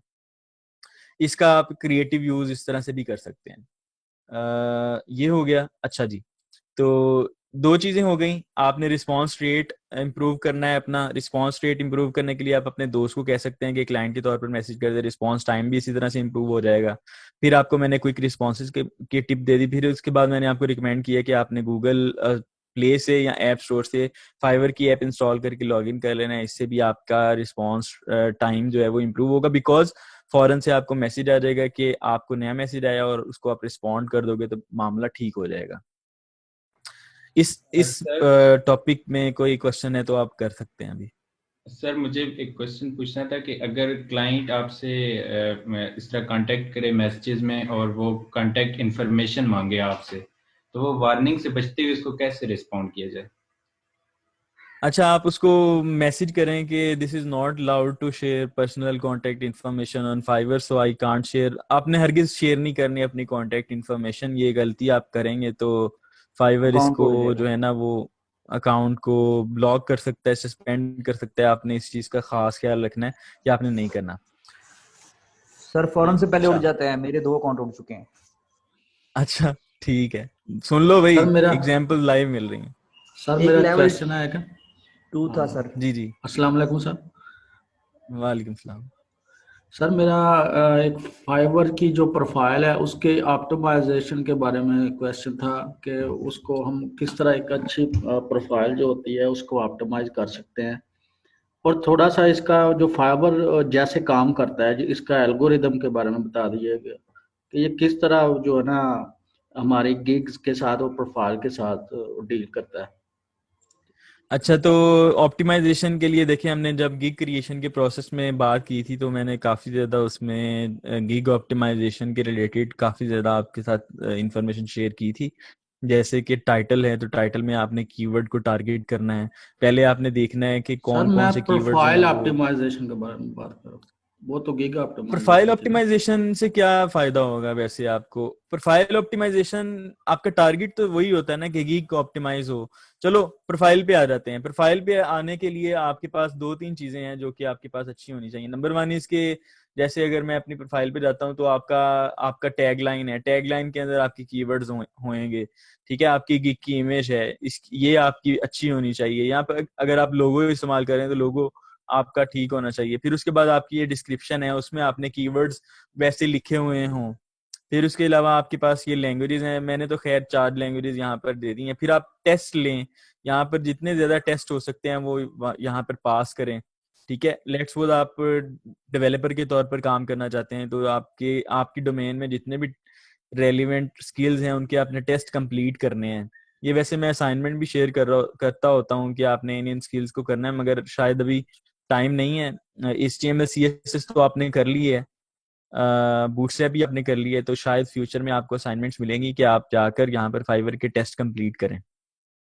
ये जितने ज्यादा होंगे उतना ज्यादा आपका इफेक्टिव होगा। फिर उसके बाद ये नीचे स्किल्स एंटर करें, जितने भी स्किल आपके पास प्लेस है तो एजुकेशन अपनी इंटर करें, सर्टिफिकेट्स इंटर करें। तो ये है थोड़ी सी ऑप्टिमाइजेशन की टिप्स। अगर आप इनको यूज करते हैं तो आई थिंक प्रोफाइल ऑप्टिमाइज हो सकती है। ठीक है। Excuse me sir. जी साहब। सर मैं आपसे ये पूछना चाह रहा था, जैसे अगर मैंने सर्विसेज अपनी 2-3 अपलोड कर दी, वर्डप्रेस के रिगार्डिंग, फ्रंट एंड की कुछ और लैंग्वेजेस के रिगार्डिंग मैंने अपनी सर्विसेज अपलोड कर दी हैं, जैसे आपने बताया कीवर्ड्स यूज करते हुए। सर अगर मुझे रिस्पांस नहीं आ रहा, मैसेजेस नहीं आ रहे, या ना ही मुझे ऑर्डर मिल रहा है, तो मुझे कितना टाइम ये वेट करना पड़ेगा? क्या मुझे दोबारा से उसको एडिट करना पड़ेगा या वो मैं गिग हटा दूं, नई सिरे से दोबारा बनाऊं? अच्छा, उसमें ये चीज है कि फ्यूचर में मैंने एक और चीज करवानी है, वो है बाय रिक्वेस्ट। तो बाय रिक्वेस्ट जितनी हो सकेंगी वो सेंड करनी है। बाय रिक्वेस्ट क्या होती हैं, कैसे करते हैं, ये अभी हमने डिस्कस नहीं किया, इस वजह से मैं अभी उसको इग्नोर कर रहा हूँ। तो जब आपको ऑर्डर्स नहीं आ रहे, मैसेजेस नहीं आ रहे, तो आपने बाय रिक्वेस्ट का सहारा लेना होता है। और फिर उसके बाद अगर फिर भी वर्क नहीं करता तो जाहिर है फिर आप नई गिग बना लें सेम कैटेगरी के अंदर और उसका रिजल्ट देखें कि क्या वो बेटर परफॉर्म करती है। और अगर वो बेटर परफॉर्म करती है तो पिछली वाली आप लेटर ऑन बेशक आप रिमूव कर दें। एक स्टूडेंट ने शायद मुझसे पूछा था कि क्या हम एक कैटेगरी के अंदर मल्टीपल गिग्स बना सकते हैं, तो बिल्कुल जी बना सकते हैं, कोई प्रॉब्लम नहीं है। इवन आप 7 की 7 अगर आप सेम कैटेगरी के अंदर बनाते हैं तो फिर भी कोई मसला नहीं है। ठीक हो गया सर, बहुत शुक्रिया। सर एक क्वेश्चन था कि आप एक सर एक क्वेश्चन था जी। क्वेश्चन था सर कि वो गिग्स अगर हमने देखना है कि गिग्स ठीक तरह से काम कर रही है, जो इंप्रेशन वगैरह है वो कहाँ से चेक किए जाते हैं अगर अपनी ही प्रोफाइल से चेक करना हो? उस नंबर से भी उस टॉपिक पे भी नहीं आया, बट एनीवे मैं आपको बता देता हूँ। यहाँ पर आपके पास एनालिटिक्स आ रही हैं, ठीक है, यहाँ से भी आप चेक कर सकते हैं। और फिर उसके अलावा आपके पास गिग्स वाले टैब के अंदर जाएंगे तो यहाँ पर आपके पास ये नंबर्स आ रहे होते हैं, इम्प्रेशंस कितने हैं, क्लिक्स कितने हैं और ऑर्डर्स कितने आए हैं, कैंसिलेशंस कितनी हैं। 2 टैब्स हैं। अगर impression for example sir, impression यहाँ पे 316 लिखा हुआ और क्लिक्स 8 हैं, तो इसका मतलब क्या है? वही मैं बता रहा हूँ, अभी मैंने वो टॉपिक पढ़ाना है ना, आज के लेक्चर में पढ़ाना है, आप मुझे पढ़ाने देंगे तो फिर ही है ना। ठीक है, चलें। Yes sir. सुने फिर अभी कोई और एक आधा एक क्वेश्चन ले लेते हैं। जी सर, मेरा भी एक क्वेश्चन था प्लीज। अस्सलाम वालेकुम सर। जल्दी कर लो, अभी दोनों पूछो जल्दी। हाँ जी, एक करके दोनों पूछ लो जल्दी। Ladies first. पूछें। सर अगर हम फेक मैसेज करवाएंगे अपना रिस्पांस रेट को बेटर करने के लिए, एज फाइबर ट्रैक कर रहा होता है हमारी आईडी को, तो वो देखेगा नहीं कि यार इतने सारे बंदे इसको मैसेजेस कर रहे हैं लेकिन कोई भी अकाउंट पे ऑर्डर प्लेस नहीं कर रहा, तो वो उसे अकाउंट के बारे में कोई एक्शन तो नहीं लेगा? नहीं, एक्शन तो नहीं लेता, मगर ये एक बैड इम्पैक्ट जरूर है। मैं आपको ये भी बता दूं, ये ना हो कि अब सारे अब शुरू हो जाना एक दूसरे को क्लास के अंदर, जी मैं आपको मैसेज करता हूँ और आप मतलब इस पे बैड इम्पैक्ट भी आता है। फॉर एग्जांपल, अगर आपको कोई मैसेज कर रहा है और आपको आपकी वो सेल कन्वर्ट नहीं होती, तो इसका बैड इम्पैक्ट भी जरूर है, मगर आपने कम से कम इसको इस्तेमाल करना है। अभी किसी का अगर एक हफ्ता हो गया है, 2 हफ्ता रिस्पॉन्स टाइम हो गया, रिस्पॉन्स रेट भी बहुत खराब है, तो इसका मतलब है कि आपको एक आधे अपने फ्रेंड सर्कल में किसी से पूछ लें कि वो मैसेज कर दे, तो ज्यादा भी नहीं इसको इस्तेमाल करना। बैड इम्पैक्ट तो जरूर है इसका। ठीक है, नेक्स्ट सर मुझे क्वेश्चन वार्निंग आई जल्दी। थी फेक मैसेज करने की वजह से। जी क्या? सर।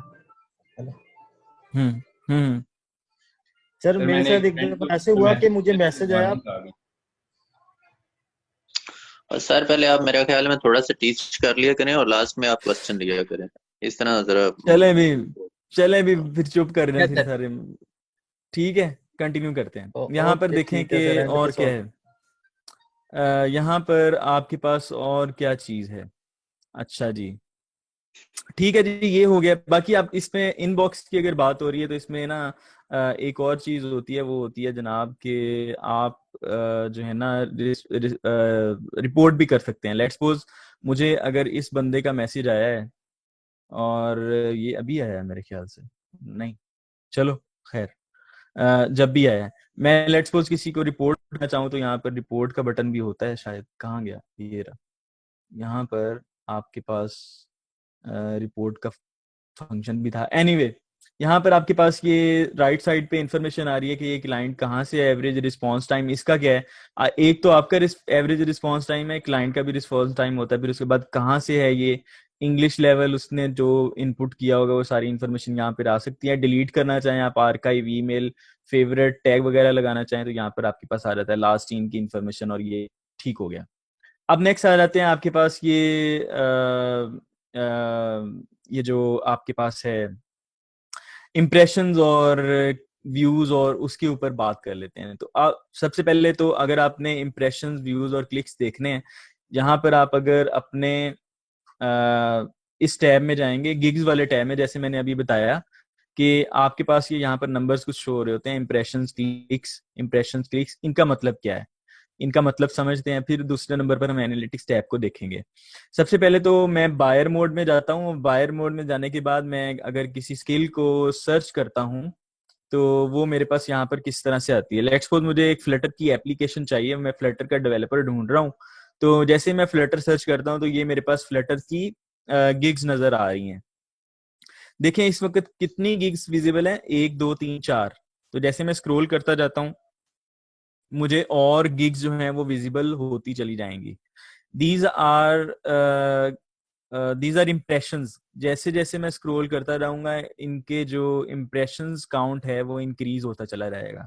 अब एक फर्स्ट पेज पे जितनी भी गिग्स थी उनका जो इम्प्रेशन काउंट है वो 1 इंक्रीमेंट हो गया होगा, और जो आपके पास नंबर्स आ रहे थे, स्टेट्स आ रहे थे, वो उनको इंक्रीज होके नजर आ जाएंगे। जैसे मैं सेकंड पेज पे जाऊंगा, इसके भी फर्स्ट नंबर पे जो फर्स्ट रो में जो आपके पास गिग्स आ रही हैं, इनके भी इंप्रेशंस काउंट इंक्रीज होते चले जाएंगे जैसे जैसे मैं स्क्रॉल करता जाऊंगा। Now these are called impressions. Okay, very simple, बहुत सिंपल सा कॉन्सेप्ट है। यूजर जो है, जो क्लाइंट है, वो एक गिग के ऊपर मल्टीपल वेज में आ सकता है। एक वे तो मैंने आपको बार बार दिखा दिया, वो ये है कि यहाँ पर यूजर सर्च करता है, सर्च करने के बाद क्या करता है कि जितने भी बेसिकली सिमिलर रिजल्ट्स आते हैं उनको देख लेता है। लेट्स सपोज अगर मैं इस यूजर की गिग के ऊपर क्लिक करता हूँ, ये सदाम अहमद कोई हैं, इनकी गिग के ऊपर मैं क्लिक करता हूँ, जैसे ही मैं क्लिक करूंगा तो मुझे इनकी बाकी गिग्स भी नजर आएंगी, तो जाहिर है ये इनकी भी गिग इंप्रेशंस इंक्रीज हो जाएंगे। ठीक है, तो एक और स्टैट आता था पहले, वो था अगर आप किसी गिग को ओपन कर लें तो वो व्यू काउंटर जो है ना उसका इंक्रीज हो जाता था। अब मेरे ख्याल से इन्होंने इंप्रेशन और व्यूज को एक जगह पे मर्ज कर दिया है और इसको जो है वो क्लिक्स के अंदर काउंट कर रहे हैं। सो यहाँ पर जाते हैं, दोबारा से अपनी प्रोफाइल में देखते हैं, तो ये आपके पास आ गया। अच्छा, ये जो मैंने ओपन किया है इसको क्लिक कहते हैं। जैसे मैंने अगर देखे साद की प्रोफाइल थी, इसमें मैंने वर्डप्रेस के ऊपर क्लिक कर दिया तो वर्डप्रेस की जो गिग है वो सेपरेट टैब के अंदर ओपन हो जाएगी। तो ये क्या है कि इसका क्लिक काउंट इंक्रीज हो जाएगा। जब कोई क्लाइंट किसी फाइवर की गिग के ऊपर क्लिक करता है तो उसका क्लिक काउंट इंक्रीज हो जाता है। इंप्रेशंस और क्लिक्स आई थिंक सो कि आपको बड़ी अच्छी तरीके से समझ में आ गए होंगे। 2 तरीके मैंने आपको बताया कि क्लाइंट कहाँ से आ सकता है। तीसरे नंबर पर जो वे है वो गूगल भी है। सो मैं कहता हूँ जी फ्लटर सर्विस फाइवर। मैं गूगल पे सर्च कर रहा हूँ। मैंने ये कहा है कि फाइवर की गिग जो है ना वो नजर आनी चाहिए। तो फाइवर की जो गिग है, लेट्स सपोज ये वाली गिग मैं क्लिक करता हूँ तो अब देखें इसका डायरेक्टली जो है ना क्लिक काउंट इंक्रीज हो जाएगा और इंप्रेशन काउंट भी इंक्रीज हो जाएगा। तो there are multiple ways in which a client can reach to the Fiverr gig. अब आई होप सो कि आप सब लोगों के फाइवर के गिग इंप्रेशंस और क्लिक्स वाले जो कंफ्यूजन थे वो कवर हो चुके होंगे। और सेकंड नंबर पर हम देखते हैं दी एनालिटिक्स टैब। एनालिटिक्स टैब में क्या होता है हमारी प्रोफाइल को? जी मैं बताता हूँ इनका फायदा क्या होता है। ये नंबर्स क्यों एग्जिस्ट करते हैं, ये इंडिकेट कर रहे होते हैं कि आपकी जो गिग है वो कहाँ पर स्टैंड कर रही है। अगर एक बंदे के इम्प्रेशंस अच्छे आ रहे हैं तो इसका मतलब ये है कि उसकी गिग रैंक हुई है, उसकी गिग अच्छी चल रही है। अगर एक बंदे के क्लिक्स अच्छे आ रहे हैं तो इसका मतलब है कि उसकी गिग के अंदर लोग इंटरेस्ट ले रहे हैं काफी ज्यादा। और अगर किसी को मैसेजेस आ रहे हैं तो इसका मतलब है कि वो गिग वाकई में अच्छी है। तो साइकिल क्या होता है मैं आपको ना यहाँ पर एक ग्राफ भी बना के दिखा देता हूँ। मैंने इसको बनाना है माउस के साथ, तो ड्राइंग जो स्किल्स है ना मेरे वो आपने जज नहीं करने। सो यहाँ पर ये देखें ये क्लाइंट आता है। वालेकुम सलाम जी सर, अपना क्लिक कौन आया। सॉरी मैंने कहा अपना जो क्लिक होगा वो कौन नहीं होगा। नहीं भाई अपना नहीं करना, ये तो फिर सुबह से शाम हम यही करते रहे। पाकिस्तान जिंदाबाद, हम तो क्लिक कर करके भैया मिलियंस में ले जाएं, ऐसी तो बात ही नहीं है। सही है। तो ये देखो यहाँ पर देखो ये साइकिल समझो ये क्या होता है, इसका फायदा क्या होता है। ये देखें यहाँ पर ये क्लाइंट आया, क्लाइंट आके जनाब उसने ना गिग को पहले वॉच किया। तो यहाँ पर फर्स्ट स्टेप इसका क्या होगा, मैं 1 लिखता हूँ। फर्स्ट स्टेप उसका क्या होगा, इंप्रेशन वाला। ऐसे ही है ना, ये इंप्रेशन का है आपके पास फर्स्ट स्टेप। और अगर उसको इंप्रेशन में से गिग अच्छी लगती है तो वो सेकंड स्टेप पे आ जाएगा। सेकंड स्टेप इज क्या है, क्लिक। ऐसे ही है ना, ऐसे ही है। तो क्लिक के बाद आपके पास नेक्स्ट क्या होगा, या क्लाइंट दो काम कर सकता है। एक, या तो क्लाइंट आपके पास जो है वो मैसेज करेगा, ये थर्ड स्टेप पे, या फिर आपके पास जो क्लाइंट है वो आपको डायरेक्ट ऑर्डर प्लेस करेगा, ठीक है, या फिर यहां से ड्रॉप हो जाएगा। ड्रॉप को ऐसे लगा देते हैं, इसको ड्रॉप कर देते हैं। ये डी जो है ना ड्रॉप है। इंप्रेशन से भी ड्रॉप हो सकता है। और अगर ये आपके पास मैसेज आया है तो मैसेज से भी ड्रॉप हो सकता है। ये देखें यहां से भी ड्रॉप हो सकता है। तो अच्छा, अब यहां पर देखें कि अगर आपको इंप्रेशंस आ रहे हैं, अच्छा इसको मैं इंप्रेशंस लिख देता हूं, इसको क्लिक्स लिख देता हूं। C for clicks, M for message और D O फॉर ऑर्डर, ठीक है।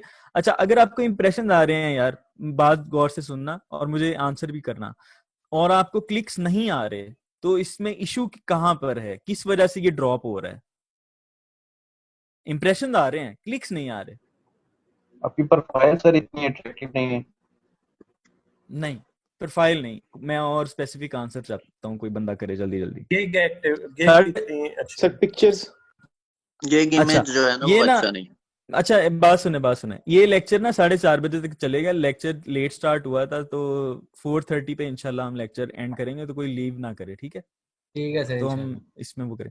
अच्छा ये मैं आपको यहाँ पर लाइव एग्जांपल देखते हैं।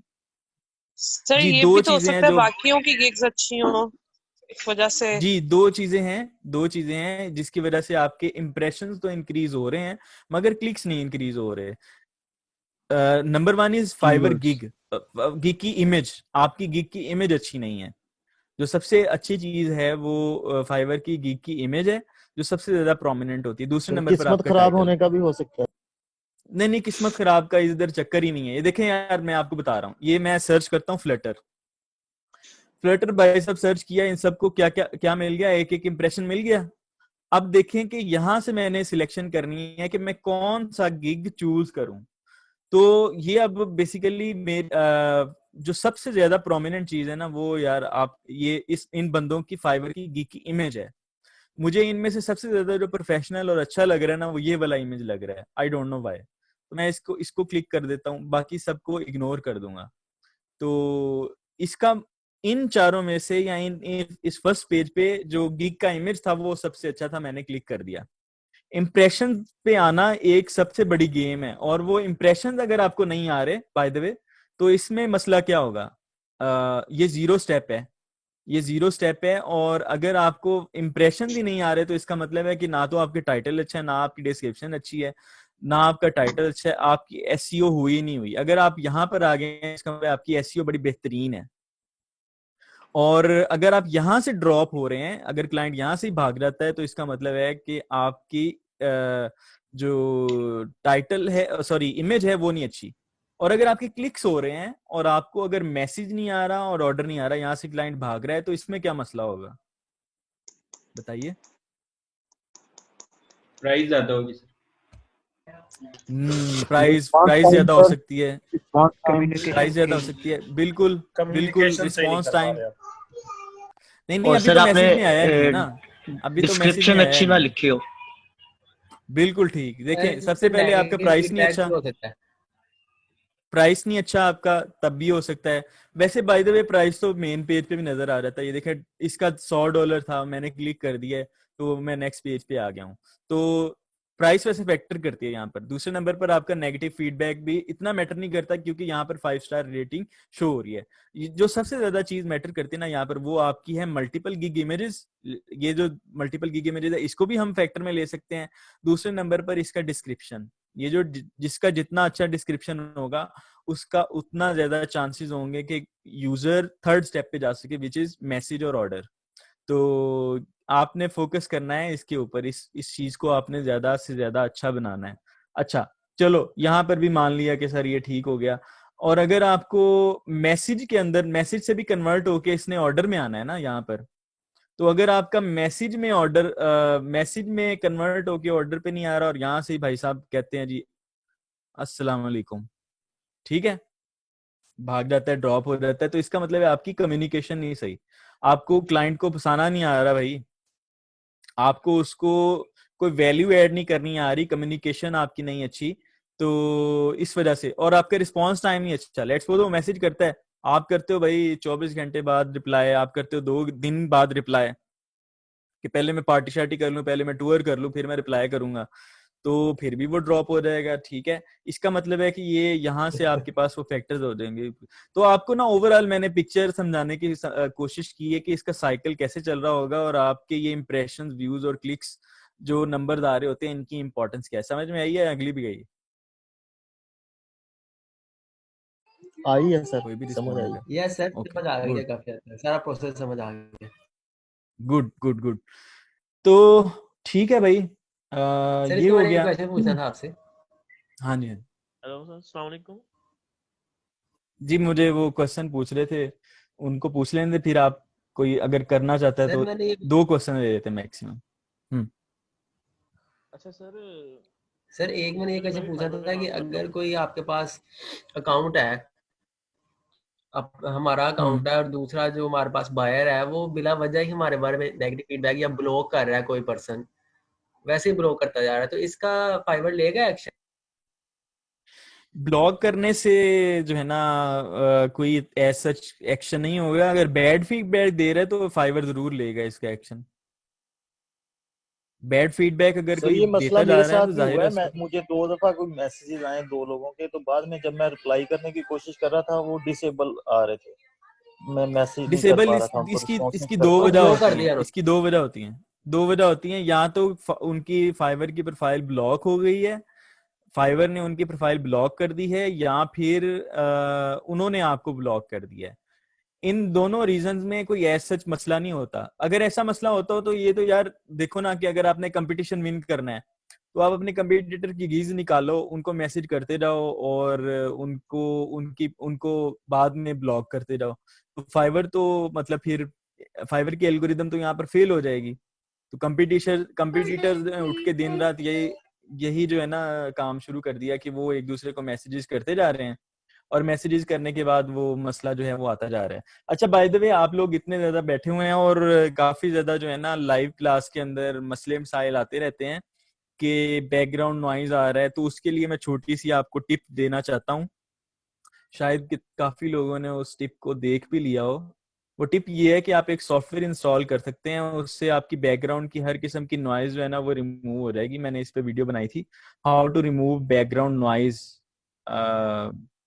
तो आई थिंक इस पे आपको वॉइस तो नहीं सुन रही होगी, इसकी आ रही है कि नहीं आती है जब मैं प्ले करता हूँ? No sir. नहीं सर, बैकग्राउंड नहीं आती। अच्छा चलो ठीक है, ये जो है ना वीडियो देख लेना, और देखने के बाद इसको जो है ना सॉफ्टवेयर जो मैंने रिकमेंड किया वो इंस्टॉल कर लेना। जो लोग है ना कि मतलब बैकग्राउंड पे शोर आ रहा होता है, बच्चों का शोर आ जाता है, या फिर कभी गली में फेरी वाला आ गया तो उसका शोर आ जाता है, तो वो नहीं आएगा। ये बाद में आप लोग ना क्लास के बाद देख लेना तो आपको समझ में आ जाएगी। अच्छा एनीवे, मैं किधर था? मैं आपको ना पिक्चर समझा रहा था। चलो मैं नेक्स्ट कंटिन्यू अच्छा सर, करता उससे कोई हूँ। रिस्पॉन्स टाइम में फर्क तो नहीं पड़ता? जैसे कोई बंदा हमें ब्लॉक कर नहीं देता ब्लॉक कर गया ना तो मैसेज फिर करने के बाद? नहीं पड़ेगा। बाकी आपकी ठीक है कोशिश यही होनी चाहिए कि यार जल्दी से जल्दी रिप्लाई करो ना, तो फिर ही फायदा सर जी है। फाइवर और फाइवर प्रो में क्या डिफरेंस है? Fiverr pro is a service जो कि बेसिकली आप जब अप्लाई करते हो तो फाइवर इवेल्युएट करने के बाद आपको फाइवर प्रो की जो है ना वो टैग लगा देता है, और आप रेट जो है वो अपना ज्यादा कर सकते हो। जैसे फाइवर के ऊपर मैक्सिमम रेट जो है वो 995 होता है बाय डिफॉल्ट, और अगर आप $5000 का भी गिग बनाना चाहते हो तो वो फाइवर प्रो ज्वाइन करना पड़ता है। लेटर ऑन हम उसको देखेंगे, ठीक है? चलो ठीक हो गया यार, अभी नेक्स्ट इस पे चलते हैं। अच्छा जी, इसके अलावा चलो ये ठीक हो गया। अच्छा, अब इसमें एक और बात करते हैं कि कभी कभार आपके पास ये इशू आता है कि लेट्स सपोज आपका जो ऑर्डर है वो कैसे स्टार्ट होगा। मेरा एक दोस्त है वो फाइवर पे, मैं ना उसको बड़ा जोर लगाता हूँ कि यार तुम फाइवर पे स्टार्ट कर लो, जॉबलेस है और बैचमेट था मेरा, इलेक्ट्रिकल इंजीनियर। तो पाकिस्तान में इलेक्ट्रिकल इंजीनियरिंग के लिए तो बहुत ही ज्यादा हालात खराब है। CS SC वाले तो फिर भी कहीं ना कहीं एडजस्ट हो जाते हैं, ये IT वाले। तो मैंने उसको बड़ा मोटिवेट किया, मैंने कहा यार तुम ना फाइवर पे आओ, शायद तुम्हें इलेक्ट्रिकल इंजीनियरिंग के प्रोजेक्ट्स मिल जाएं, तुम प्रोजेक्ट मैनेजमेंट कर लेना, इसके भी प्रोजेक्ट्स मिल जाते हैं। बड़ा जोर लगा कि मुझे ना सुनता रहा, जब मैंने ढेरों बातें सुना दी, सक्सेस स्टोरी सुना दी, तो एक कहता यार मुझे एक बात तो बताओ कि मैं अपने घर बैठा हूँ, फाइवर का जो क्लाइंट है वो अमेरिका में बैठा है, तो श्योरिटी कैसे होगी कि पैसे जो हैं वो मुझे मिल जाएंगे? ये तो भाग जाएगा काम करवा के। मैं सर पकड़ के बैठ गया, मैंने कहा यार ये क्वेश्चन पूछा है। और फिर मैंने अंदाजा लगाया कि यार जितने स्टूडेंट्स आते हैं उनके माइंड में भी तो ये क्वेश्चन होता होगा, वो भी तो ये सोचते हैं कि यार अगर क्लाइंट आया है, उसने ऑर्डर प्लेस किया है, तो सर हमें श्योरिटी कैसे होती होगी कि पैसे जो है ना वो हमें मिल जाएंगे, क्लाइंट ऐसे ही निकल ना जाए, पैसे शैसे भी ले जाए और काम भी ले जाए और हम इधर बैठ से बैठे हों। तो मैंने उसको समझाया कि यार देखो, जब फाइवर पे ऑर्डर प्लेस होता है ना तो उसमें क्लाइंट का जो क्रेडिट कार्ड होता है या क्लाइंट का जो बैलेंस होता है वो वहां से डिडक्ट हो चुका होता है और फाइवर के पास एस्क्रो में आ चुका होता है। तो यहाँ पर मैं आपके पास यहाँ पर एक नई पिक्चर बना देता हूँ, और वो ये है कि जैसे ही आपके पास देखेंगे ऑर्डर प्लेस हुआ है, ये ऑर्डर प्लेस हुआ है, क्लाइंट ने ऑर्डर प्लेस किया आपकी फाइवर की प्रोफाइल के ऊपर, ये आपकी फाइवर की प्रोफाइल थी। और यहाँ पर ऑर्डर प्लेस करने के बाद जब ऑर्डर प्लेस होगा तो लेट्स सपोज $100 का प्रोडक्ट है, तो ये 100 के $100 क्या होंगे, फाइवर के पास सबमिट हो जाएंगे, फाइवर के पास सबमिट हो जाएंगे, ये एस्क्रो में आ जाते हैं। और जब ये काम आपने कंप्लीट कर लेना है तो फिर आपके पास क्लाइंट के पास ये ऑप्शन होगा कि वो आइदर उसको अप्रूव कर दे या फिर आपके पास जो रिवीजन है उसमें उसको ले आए। ठीक है, ये लेट्स सपोज फाइवर है और फाइवर के पास ये सबमिटेड है, अगर तो ये बेसिकली आपके पास अप्रूव हो जाते हैं तो आपको मिल जाएंगे, अदरवाइज जो होगा वो आपके पास रिवीजन के लिए क्लाइंट दे देगा और वो आ जाएंगे। तो ये बात आप लोगों ने ना 100% याद रखनी है कि आपके पैसे ज़ाया नहीं होते, आपको उसके पैसे मिल जाते हैं, मगर जो मेन चीज़ है तो ये है कि एस्क्रो में पैसे आ जाते हैं, यानी फाइवर के क्लाइंट के पैसे उसकी जेब में से डिडक्ट हो जाते हैं। अब हम अंडरस्टैंड करते हैं कि डिलीवरी और ये जो डेडलाइंस हैं ये कैसे काम करती हैं, ठीक है। What if buyers doesn't like my delivery? Let's suppose आप कोई काम करते हैं और क्लाइंट को उसका जो है ना वो पसंद नहीं आता, तो इस सीन में क्या होगा? फर्स्ट ऑफ ऑल तो आपने घबराना नहीं है। यार ये सारे क्लास छोड़ तो नहीं गए, बड़ी खामोशी हो गई है। नहीं सर, वो वैसे ही आप पढ़ा रहे हैं ना, आपको सुन रहे हैं। अच्छा, मैं ना लोनली फील करना शुरू कर दिया मैंने जैसे ही आप लोग खामोश हुए हैं। अच्छा एनीवे, काफी देर से ना क्वेश्चन भी पूछा था, आपको नॉइज नहीं आई थी इसमें। अच्छा ठीक है।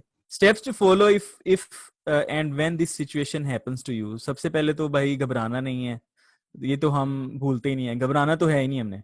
Understand the feedback. दूसरे नंबर पर आपने ना क्लाइंट का फीडबैक अंडरस्टैंड करना है।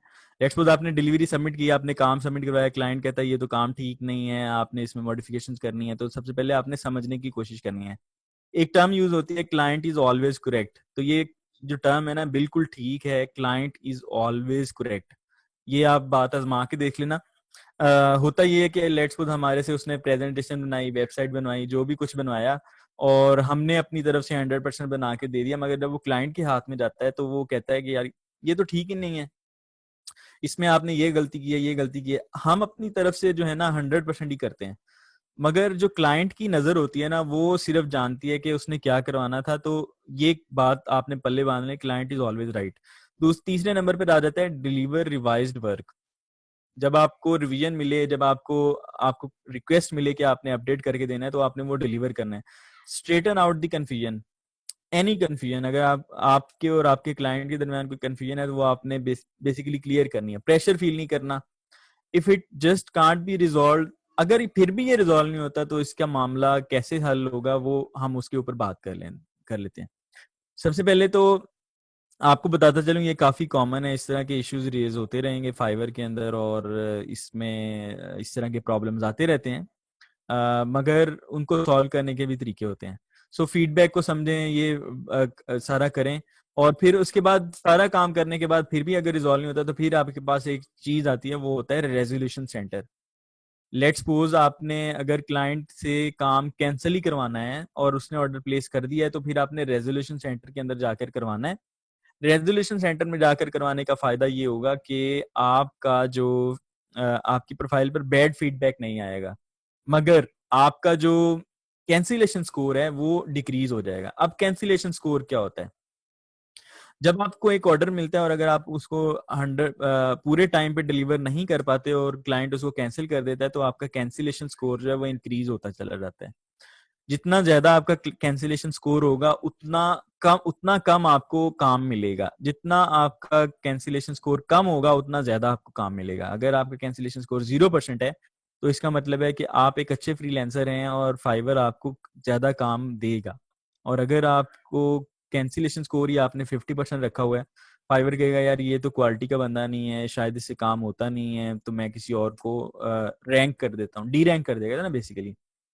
तो रेजोल्यूशन सेंटर में जाकर आपने बेसिकली ऑर्डर कैंसिल करवाना है, तो वो आपका मसला ये होगा कि आपको बैड फीडबैक नहीं मिलेगा, दूसरे नंबर पर कैंसिलेशन स्कोर जरूर इफेक्ट होगा।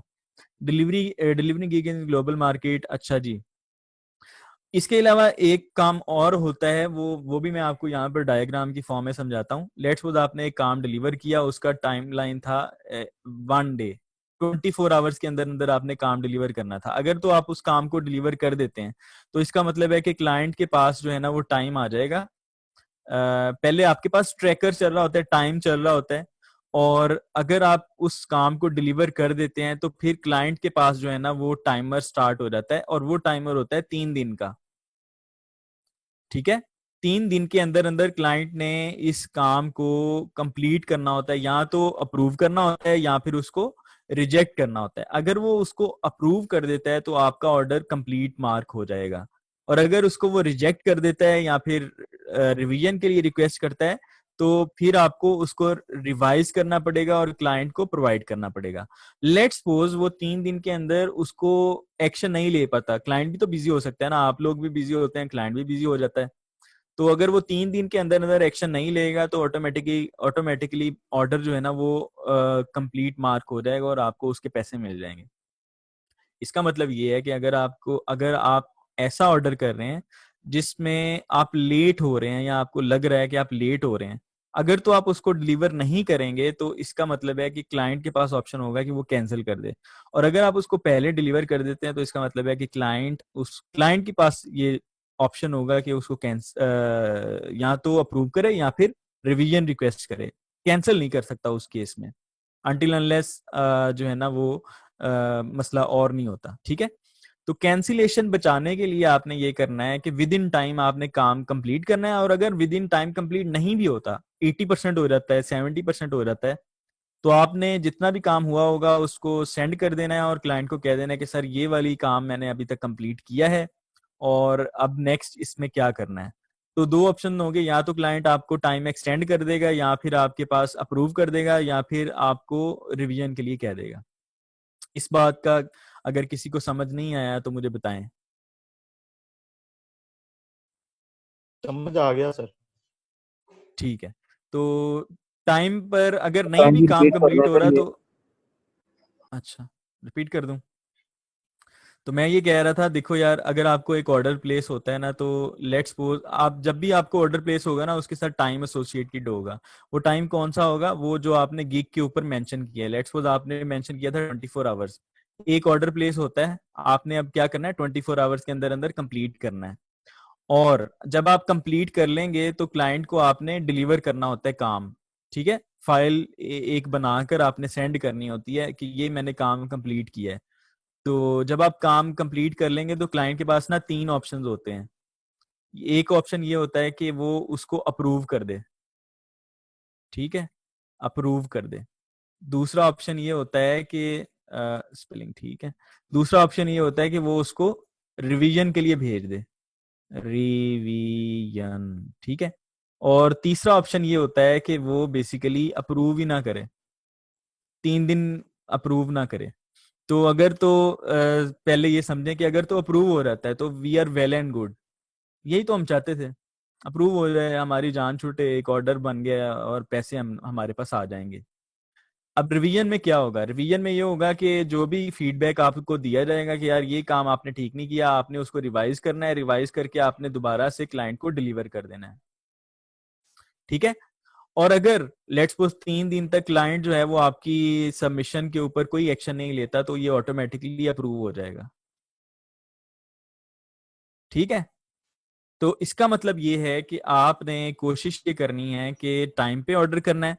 और लेट्स सपोज कई केसेस के अंदर ऐसा होता है कि वो टाइम पे कंप्लीट नहीं होता, 24 आवर्स का काम था, आपको लगेंगे 25 घंटे, तो आपने ऐसा नहीं है कि 25 घंटे के अंदर आपने करना है, आप 24 के अंदर अंदर ही रहते हुए 70%, 80%, 90% जितना काम होगा वो आप डिलीवर कर दें, फिर क्लाइंट की रिस्पॉन्सिबिलिटी बन जाएगी। अगर आप 24 घंटे से क्रॉस होंगे तो क्लाइंट के पास ऑप्शन होता है कि उस ऑर्डर को कैंसिल कर दे। सर गिग के ऊपर तो बेसिक टाइम लिखा होता है ना, जैसे कि मैं आपका जो है ना एक फ्रंट पेज बना दूंगा वेबसाइट का, तो उसके ऊपर जो है ना वो $5 का एक बेसिक का रेट लिखा होता है और उसका टाइम लिखा होता है। लेकिन अगर ऑर्डर इससे बड़ा है, वो जो है डिजाइनिंग वगैरह करवाना चाहता है, तो उसका कोई अलग टाइम जो है वो टाइमलाइन वो डिफाइन करेगा कि ये 3 दिन का काम है या 5 दिन का काम है। जी, जब आप मैसेजेस कर रहे होते हैं ना, तो उस कम्युनिकेशन के दौरान आपने ये डिसाइड करना होता है कि आप उसको कितना टाइम दोगे। लेट्स सपोज ये मेरा क्लाइंट था, इसके साथ मेरी डील हो जाती है, मगर मेरी जो गिग है ना उसके ऊपर मैंने टाइम रखा हुआ है 24 आवर्स, मगर ये इसका जो काम है ना वो 1 महीना लेगा। तो यार कहाँ 24 आवर्स, कहाँ 1 महीना, ये तो मैं मुश्किल में पड़ जाऊंगा। तो उसका हल ये होता है कि आप यहाँ पर क्रिएट एन ऑफर पे क्लिक करें। क्रिएट एन ऑफर पे क्लिक करने के बाद ये जो गिग है वो सिलेक्ट कर लें, और यहाँ पर ये आप डेज सिलेक्ट कर लें, 30 दिन, ठीक है, मैक्सिमम 30 डेज हो सकते हैं। तो यहाँ पर आपने अपना मैसेज लिखना है, जो भी आपने मैसेज लिखना है वो आपने टाइप करना है, यहाँ पर अपनी प्राइस देनी है। जाहिर है 24 आवर में $20 में कर रहा था, तो 30 दिन का काम मैं मल्टीप्लाइड बाय 20 कर देता हूँ, यानी कि ये हो जाएगा $600 में हो जाएगा। या जितना भी बनता है यार। ठीक है, तो ये आपके पास रिवीजन